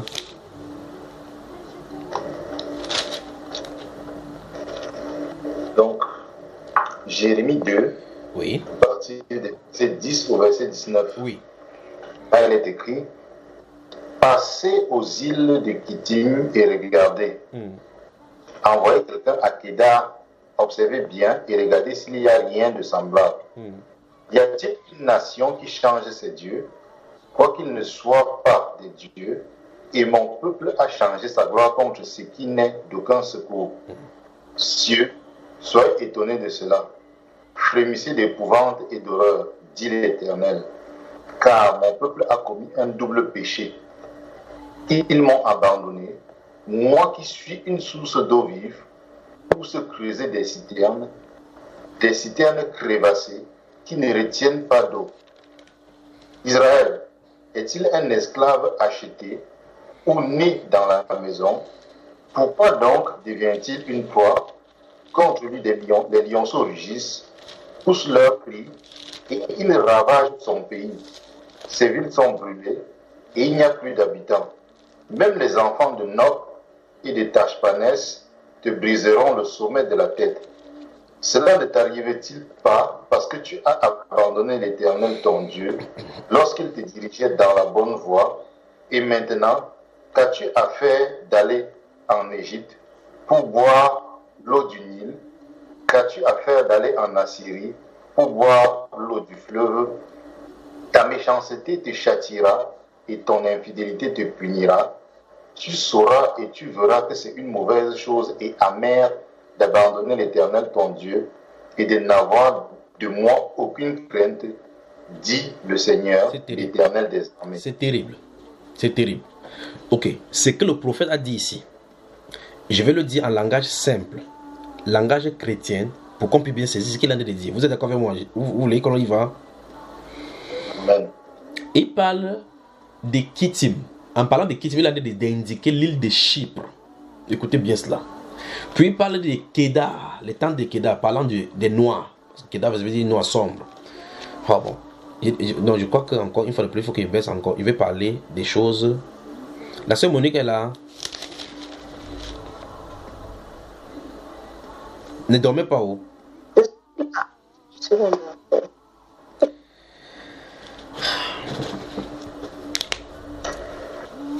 Si vous avez lu attentivement Jérémie chapitre 2, après cela, je crois que je vous ai donné au moins, ne me dites pas que je ne vous ai pas donné cela, chapitre 5, verset 23 à 30, quelque chose, je vous ai donné quelque chose comme ça. Au chapitre 5. Ok, après ça, on va y aller. Maintenant, écoutez. Dieu se plaint ici d'Israël. Je vais parler ce que le prophète a parlé. Je vais dire en langage chrétien ce que le prophète est en train de dire. Voici quelqu'un qui se trouve étant la source d'eau vive. Et si vous le voulez ou pas, c'est le contexte et c'est la chose qui se trouve en milieu chrétien aujourd'hui. Creuser des citernes, les citernes crévassées qui ne retiennent point d'eau. Descendre en Égypte. Aller en Assyrie. Mais c'est terrible. Donc Dieu dit qu'il est la source de l'esprit pour donner le Saint-Esprit. Voici donc le fait donc qu'on l'ait abandonné pour s'attacher à d'autres divinités. Notre cœur s'est détaché de, je ne parle en langage chrétien. Nos cœurs sont détachés de Dieu pour s'attacher au bien du monde. On commence à observer le monde, on apprécie le monde, on se familiarise avec le monde. Maintenant, ceci fait de telle sorte que la crainte que nous avions de Dieu n'est plus. Par conséquent, la portion, la protection sur laquelle nous étions, voici maintenant, il dit votre pays est dévasté. Même les enfants de Nod, écoutez ce que Dieu dit là-dedans. Même les enfants de Nod, il dit que vous rasez la tête. Qu'est-ce que Dieu a de dire? Les chrétiens sont devenus, il dit ici, Israël devient la proie des chacals, n'importe quoi il pousse. Ça veut dire que n'importe qui persécute les chrétiens. Je vais, allons dans Actes chapitre 5. Vous allez voir quelque chose là. Il dit, il me semble bien là. Il ne sait pas si la soeur Ena était ici, il devait donner une Martha Guinness. T'inquiète pas, le jour on va venir, on va mettre une Martha Guinness spécialement dans le sac pour toi. Mais, que Dieu te bénisse. Tu ne me donnes pas la soeur au frère Francis.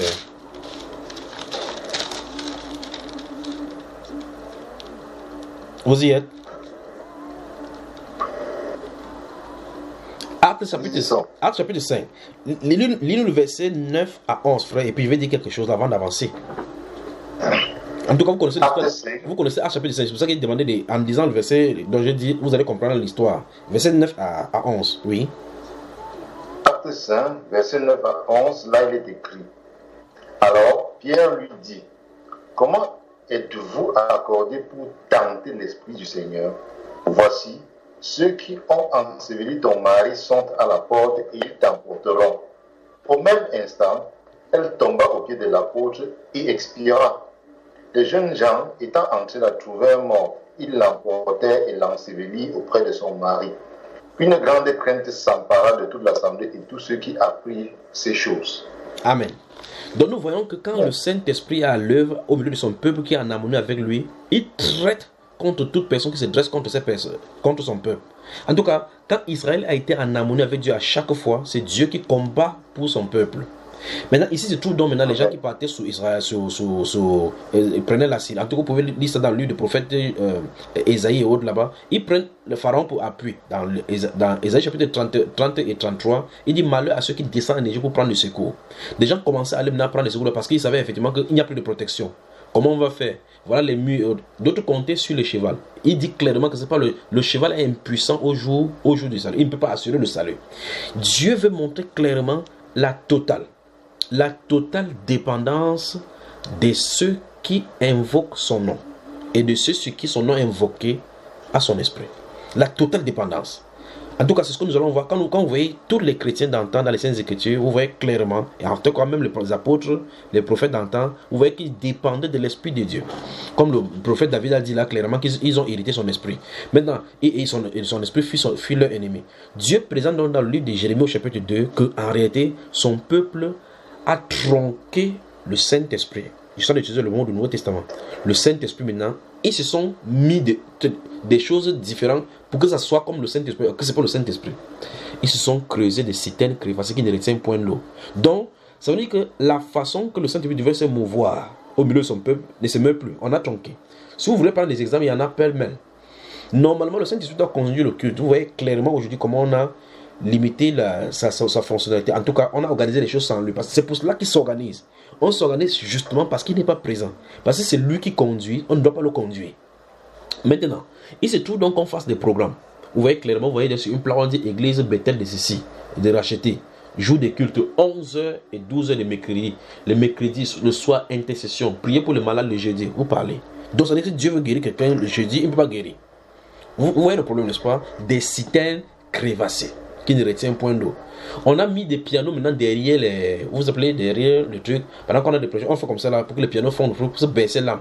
Pour faire pénétrer ces choses-là, enfin, vous connaissez, en suivant les choses concernant Anton Lavey, qui était l'un des instigateurs de ces choses-là, et Beethoven, que vous avez chaque fois sur les laptops avec tous ces gars de la franc-maçonnerie là, ils savent effectivement ce qu'ils sont en train de faire avec Marilyn Monroe. Ils font ce que ça fait avec Michael Jackson. Tous ces envoyés là-bas pour faire que la chair soit attachée à la musique.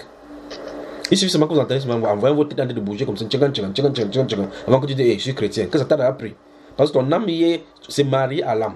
Alors qu'est-ce qui se passe? Quand cette musique là est jouée, je suis en train de parler des citernes crevassées, avec le langage des prophètes Jérémie. Des gens dont a abandonné l'Éternel pour se chercher, pour se creuser le citernes crevassées. Qu'est-ce que Dieu a dit?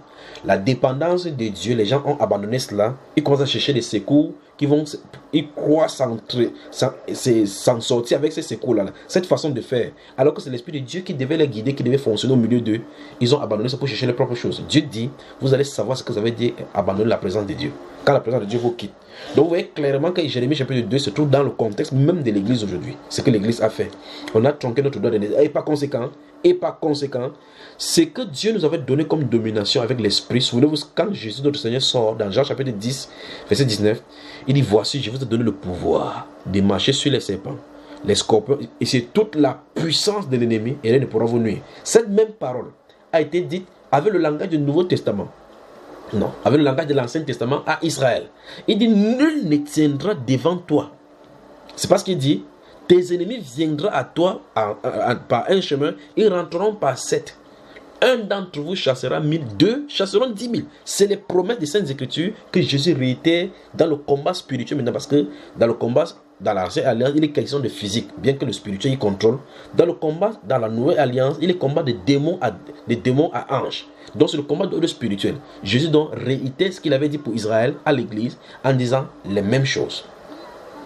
La question c'est, comment se fait-il que Nod puisse dominer l'église? Comment se fait-il que l'esprit d'Assyrie se trouve encore en pleine église? Vous dites, quoi, Assyrie? Oui, la Bible déclare qu'ils sont pleins de l'Orient. Donc les gens sont allés au Moyen-Orient pour acheter le bouddhisme. Le yoga vient sur toute l'église. Il dit, vous êtes plein d'Orient. D'où est-ce que les sensations de ces choses de l'ancien qui sont de l'Orient se trouvent en pleine église? Comment se fait-il que le yoga, le New Age se trouve dans l'église? Non. Vous voyez cela? Il dit, je vais parler avec la Nouvelle Alliance, le langage de Nouvelle Alliance, de ce que le prophète a dit ici. Il dit que donc vous comptez sur la Syrie, vous comptez sur l'Égypte, vous allez dans cette direction-là, vous prenez même les choses chez les Malam, les Égyptiens, pour venir faire l'onction au milieu de l'église. Dieu dit, ça va, vous allez comprendre ce que c'est que être absent de la présence de Dieu et la crainte de l'Éternel. D'où est-ce que ça a commencé? Depuis le cœur. Parce qu'ils ont dit, ils m'ont abandonné. Vous voyez? Il dit, une nation change-t-elle son Dieu? C'est-à-dire que notre adoration pour lui ne devrait pas changer. En tout cas, continuons au chapitre 5. Souvenez-vous, nous parlons de l'eau est disponible.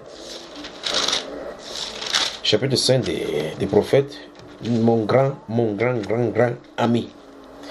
Prophète Jérémie, vous parlez de prophète là. Prophète Jérémie. Jérémie 5.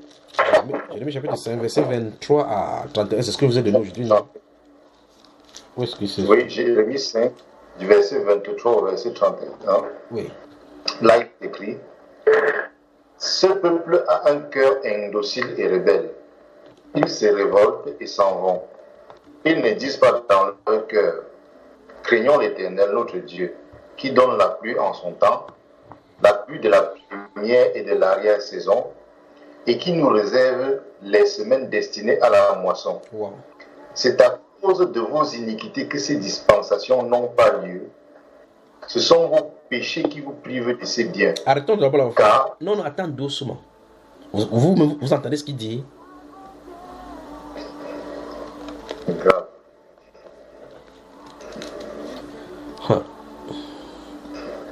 Bon, on va s'arrêter ici, on va commenter encore avec ce que le Seigneur Jésus-Christ a dit dans Luc des Gens, chapitre 7 aujourd'hui.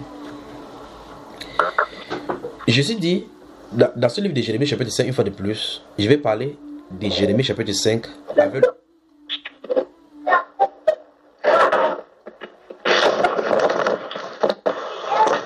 La fin de...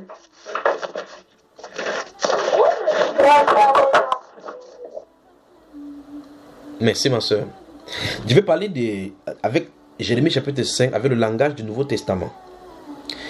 Tout à l'heure, donc, nous avons lu dans Jérémie chapitre 2, nous avons vu effectivement comment Dieu reprochait aux gens de la voie qui était. Et vous remarquez qu'une fois de plus, c'est le fait qu'on ait abandonné Dieu qui a fait ces choses, c'est que sa présence ne fonctionnait pas. Il a dit que vous allez savoir de quoi il est question d'être privé de sa présence.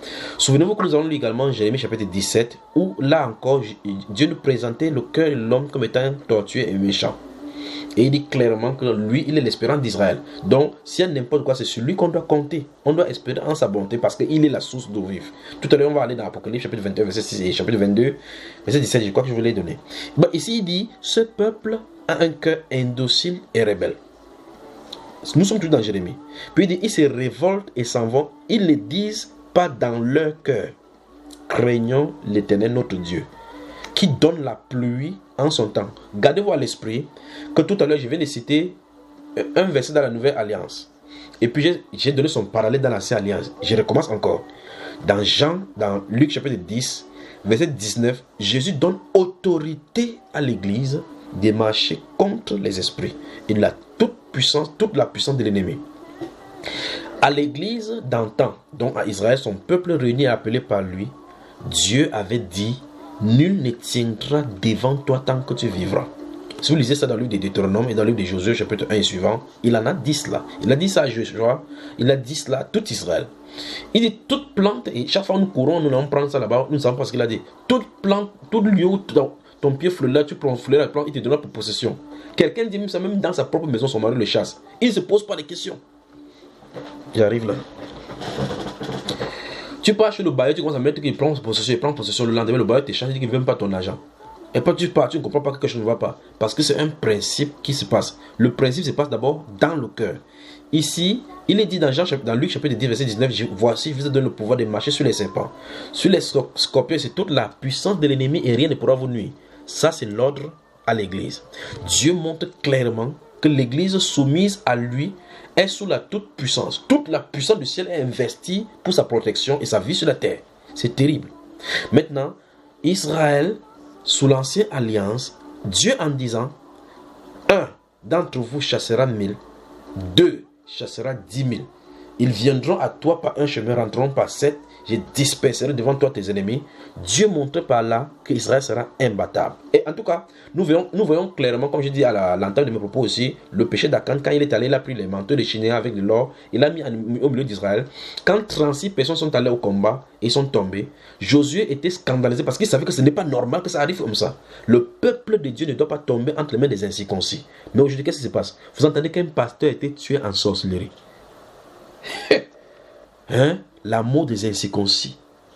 Même Saül qui était en disgrâce avec Dieu, il a dit que je ne meurs pas de la mort des incirconcis, que ce n'est pas la main d'un incirconcis qui me tue, ce sera un déshonneur, donc que je meurs dignement. Vous entendez cela? Quelqu'un qui est en disgrâce devant Dieu, il connaît le Dieu qui sait, il dit que non, un incirconcis ne doit pas mettre son épée sur moi pour me tuer. Mieux, je prends le pied, je mets. Il a mis comme ça. Vous appelez ça samouraï. Alors vous remarquez que donc en réalité, la façon que Dieu a fait avec l'ancienne alliance, il a fait la même chose avec la nouvelle alliance avec des termes maintenant rafraîchissantes et plus pointilleux dans ses décibels. Donc Dieu amplifie donc en menant rapidement ce qu'il avait dit physiquement dans le cadre de l'esprit. Parce que tout cela était des prophéties. Nous avons vu dans l'explication du Seigneur Jésus-Christ qui disait que l'eau qui était dans le puits là était le symbole du Saint-Esprit. En réalité, et le puits dans lequel la femme là va chercher, c'est le cœur. Son cœur dans lequel se trouve la soif. Donc en réalité, cette femme-là se trouve confrontée dans les deux réalités physico-spirituelles. Ici donc dans Jérémie chapitre 5, Dieu dit une fois de plus encore que c'est le cœur qui est le nez de la guerre. Parce que ces gens, si ont oublié Dieu, ils ne disent pas dans leur cœur que craignons l'Éternel, notre Dieu qui donne la pluie en son temps. Donc c'est lui qui est censé donner la pluie. Cette pluie, c'est pour cela que je voulais parler, cette pluie dont il est question ici, si vous lisez le livre de Zacharie au chapitre 10 verset 1, cette pluie-ci, parce qu'il promet cette pluie-là dans l'ancien temps, cette pluie-ci, et je me sens un genre. Si vous lisez Deutéronome donc, au chapitre 26 et chapitre 11, vous remarquez que Dieu parle encore de cette pluie, c'est que si on le craint et qu'on fasse tout ce qu'il veut, il va dispenser, les saisons ne manqueront pas de pluie et les mous, tous les champs seront regorgés de mous. Toute la pluie, ils vont s'aimer, ils vont maçonner. Physiquement, en parlant à Israël, on voit le champ dans lequel ils vont cultiver et que la pluie va tomber dessus pour arroser. Mais il parle, pour le cas de l'Église, du Saint-Esprit qui va se mouvoir dans les rafraîchissements chaque fois. Dans ces Actes des Apôtres chapitre 5 que nous avons lu tout à l'heure là, nous remarquons qu'en réalité, si vous lisez le chapitre 4, vous allez remarquer que quand l'église était menacée, quand ils rentraient et priaient, le Saint-Esprit descendait encore. Pourtant, ils ont le Saint-Esprit. Avez-vous remarqué cela? Donc, Dieu devait verser la pluie et Dieu se donnait étant comme le garant qui va veiller à ce que nul ne le touche. Au chapitre 18 des Actes des Apôtres toujours, vous allez remarquer qu'à partir du verset 1 du chapitre 18, quand Paul était resté à Corinthe, il y faisait les tentes et puis à Rome, Claude avait demandé que les gens sortent de Rome. Et quand ils sont sortis de Rome, tous les Juifs étaient rentrés chez eux. Il y a Aquila et Priscille qui vont venir, ils vont trouver Paul là-bas. Comme Paul les a vus, ils étaient commencés à faire maintenant, il s'est engagé maintenant dans la parole totalement. Le verset 9 et 10 de chapitre 18 des Actes des Apôtres va dire quelque chose. On va vouloir lapider Paul dans cette ville-là, il va vouloir quitter. Le Seigneur lui dit: reste dans cette ville-ci. Écoutez très attentivement ça. Reste dans cette ville-ci parce que j'ai un peuple nombreux. Ne t'étais pas, parle, car j'ai un peuple nombreux. Il dit: personne ne te mettra la main dessus pour te faire du mal. Quelle parole! Vous voyez cela? Quelle assurance! Alors donc, quand il sort le matin pour aller prêcher au temple, quand il prêche, il sait que tout ce qu'on va faire ici, tout ce qu'on va faire, le Seigneur a promis qu'on ne peut pas lui mettre la main dessus. C'est terrible, frère. L'église baignée dans le Saint-Esprit. Pas étonnant donc que Gédéon, dans l'Ancienne Alliance, va crier où sont ces miracles dont on parlait, dont on nous racontait nos pères.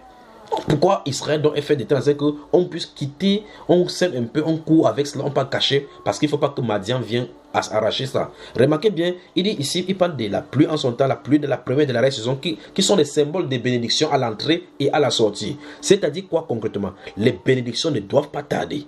Tout ce que Dieu a décidé viendra. Mais aujourd'hui, nous sommes les plus malheureux. Pas étonnant qu'il dit effectivement que même notre nous coiffe la tête. Ça veut dire que même les ennemis les plus misérables.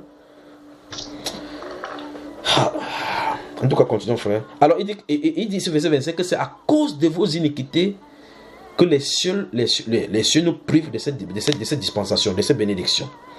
Les dispensations dont là ne viennent pas à cause du fait qu'il y a quelque chose qui ne va pas. Souvenez-vous de Dieu que nous au chapitre 7. Si mon peuple, ce qui est invoqué mon nom. Cette prophétie des Saintes Écritures est intemporelle. Donc Dieu l'a fait de telle sorte que ça puisse se manifester dans tous les temps. Il a dit: si mon peuple, ce qui est invoqué mon nom. Si nous nous assurons que d'après le livre d'Ésaïe au chapitre 25 et 26, nous sommes le peuple racheté. Si nous nous rassurons clairement que dans la Bible, dans Romains chapitre 11, il est dit clairement qu'Israël a été enlevé pour qu'on soit hanté, pour être hanté effectivement au corps du patriarche Dieu d'Abraham, Dieu d'Isaac, Dieu de Jacob, et dont nous sommes appelés de son nom. La Bible déclare que si mon peuple, ce qui est invoqué mon nom, s'humilie, prie, cherche ma face et se détourne de ses mauvaises voies, Dieu des cieux, je l'exaucerai, je guérirai son pays. Et puis vous voyez ce que Dieu dit. 4 choses qu'il demande, 3 choses qu'il va faire. Et c'est ce qu'il va faire à chaque fois que Charles Spurgeon est venu, Charles Finney est venu, George Muller est venu, William Marion Branham est venu. Quand ils ont prêché la repentance, les gens ont cru, le Saint-Esprit est venu. Il ne peut pas changer cet état des choses. Parce qu'il dit que c'est le cœur qui est le nez de la guerre. Quand le cœur est imbibé dans le monde, le cœur aime tellement le monde au point où le péché, tu regardes le péché, ça ne dit absolument rien. Vous dites non, c'est sa vie. Chacun a sa forme de vie. Quand ton cœur n'est pas énervé contre le péché, quand ton cœur ne regarde pas le péché avec les yeux de la crainte de l'Éternel, avec les yeux de la peur, que Dieu peut frapper quelqu'un à cause de ces choses-ci, et qu'on se complaît dans ce péché-là, ce cœur s'est endurci. Continuons, frère. Amen, amen. Je continue à partir du verset 26, donc. Bon, à partir du verset 25.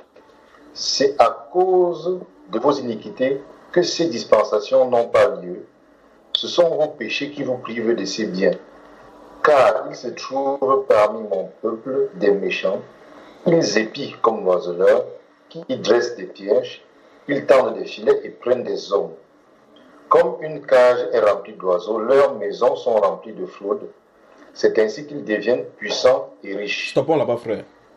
Ok, parlons maintenant des faux pasteurs et comment ils développent avec les jets privés là-bas. Vous voyez avec le langage du Nouveau Testament, vous allez voir ici clairement, pas vrai? Il dit qu'ils sont au milieu de son peuple, ils se trouvent au milieu de son peuple. Au milieu du peuple de Dieu se trouvent des gens qui sont les méchants à l'intérieur, en prêchant son nom. La Bible dit clairement que leur maison est remplie à cause des fraudes. Ils volent les gens, volent les veuves, volent, mentent, que Dieu a dit telle ou telle chose. Si Dieu a dit, si les gens donnent les contributions ici, là, Dieu va le bénir. Je veux 4 personnes qui vont donner 10 millions. Vous finissez de donner. Après, il dit maintenant que non, vous allez donner jusqu'à 500. Un temps, il refuse les pièces. Il dit, ok, comme Dieu ne refuse pas quoi que ce soit, on ne peut pas refuser les francs pour donner même les pièces. Après, on soit, il se moque de vous. La Bible déclare que, verset 27, comme une cage est remplie d'oiseaux, leur maison est remplie de fraudes. C'est ainsi qu'ils deviennent riches et puissants. Ils s'engraissent, verset 28, ils sont brillants d'un bon point. Ils dépassent toute mesure dans le mal. N'est-ce pas ce que nous voyons au milieu de l'église aujourd'hui? Amen. Il dit, ils ne défendent pas la cause de l'orphelin. Et ils prospèrent. Parlez, doctrine de prospérité. Dieu dit qu'ils font ça, ils prospèrent. Mais vous allez dire qu'il est béni alors? Ils ne vont jamais venir à la télévision dire que c'est Satan qui l'a béni. Vous avez vu ce que Béni a commencé à dire, non? La question, en tout cas, vous avez vu la repentance, En tout cas, ce n'est que le début. Attendez. Je crois que puisque vous êtes dans les Amériques, attendez, regardez bien, suivez donc l'année après que Trump quitte le pouvoir dans ce deuxième mandat. Attendez. Donc il quitte le pouvoir. À partir de 2023 jusqu'à 2027, voilà la période où l'esprit va balayer la zone d'Amérique. Vous allez voir. Nous sommes sur la terre. Vous allez voir donc les prédicateurs à l'œuvre et Dieu à l'œuvre. Vous allez le voir. Il dit bien, souvenez-vous, Donald Trump quitte le pouvoir après ce deuxième mandat. Lorsqu'il quitte 2023, 2024 à 2027, vous allez voir ce qu'il a question. Vous allez désirer aller en Amérique rapidement pour prendre quelque chose et rentrer chez vous. Que ceux qui sont en Amérique se préparent seulement. Le moment viendra où quand il va finir son ministère ici avec l'esprit, quand il va rentrer, Satan va dire, ouf, le cet homme cesse de le troubler. Vous vous souvenez, d'Apocalypse chapitre 11, il est dit, parlant des deux témoins, que lorsqu'ils vont finir à achever leur ministère, quand on va les tuer comme ça, la terre va dire, ouf, les deux anges nous ont tourmentés par ces façons. Pas vrai? C'est que l'homme est en train de faire. Il est en train de charger contre les ténèbres. Ce qu'il est en train de faire, et ce que Dieu va faire avec lui dans le deuxième mandat. Quand il va finir, l'oppression sera terrible contre les croyants. Attendez. Alors maintenant, ici il dit, il prospère. Il repousse les orphelins, mais il prospère. Ils ne font pas droit aux indigents. Ne châtierai-je pas ces choses-là, dit l'Éternel? Ne me vengerai-je pas d'une pareille nation? Des choses horribles, abominables se font dans le pays. Les prophètes prophétisent avec fausseté. Gardez-vous à l'esprit. Les sacrificateurs dominent sur leur conduite. Et mon peuple prend plaisir à cela. Enfin non, vous ferez quoi? Des lamentations. Vous voyez quelqu'un qui a marché dans les églises, on a bouffé son argent bien même. Il vient maintenant commencer à pleurer maintenant. Il est comme le citron, comme on a pressé partout. Après on va donner seulement dans le corps, maintenant qu'on puisse jeter. Ce n'est que ce qu'on puisse faire. Alors, où est-ce qu'on en est? Avant d'arrêter cette première partie, pour vous prendre une pause, le temps que la soeur vous distille quelque chose là maintenant. Dans cette première partie, nous voyons clairement que la source d'eau vive dans l'ancienne alliance qui est l'Éternel se trouve être Jésus. Donc Jésus nous cache certaines choses qui devaient se manifester. Il invite donc l'homme à venir boire de cette eau. Dans la deuxième partie, nous allons voir donc cette eau-là, quand est-ce que ça se manifeste, comment y puiser, avec quoi devront-nous puiser. Mais ici, nous avons vu clairement que la source d'eau se trouve être dans le cœur. En fait, ça doit se manifester dans le cœur. Donc, il faut qu'on enlève tous les obstacles dans le cœur. D'où la série des enseignements sur les chrétiens face aux mauvaises pensées. Vous voyez cela, n'est-ce pas? En réalité, c'est ça. Donc, dans ce chapitre 5 de Jérémie que vous allez lire, vous voyez clairement que il est révélé ici qu'en réalité, pour que le Saint-Esprit vienne, le blocage peut se trouver dans le cœur. Qu'est-ce qu'il faut faire? Il faut se préparer à le recevoir, un peu comme une terre inculte est till. Till, c'est où on le bêche, on fouille le sol et on le laisse et puis pour que ça puisse être arrosé. C'est ce qu'il en est. Vous avez mon frère? Nous reprenons dans quelques instants.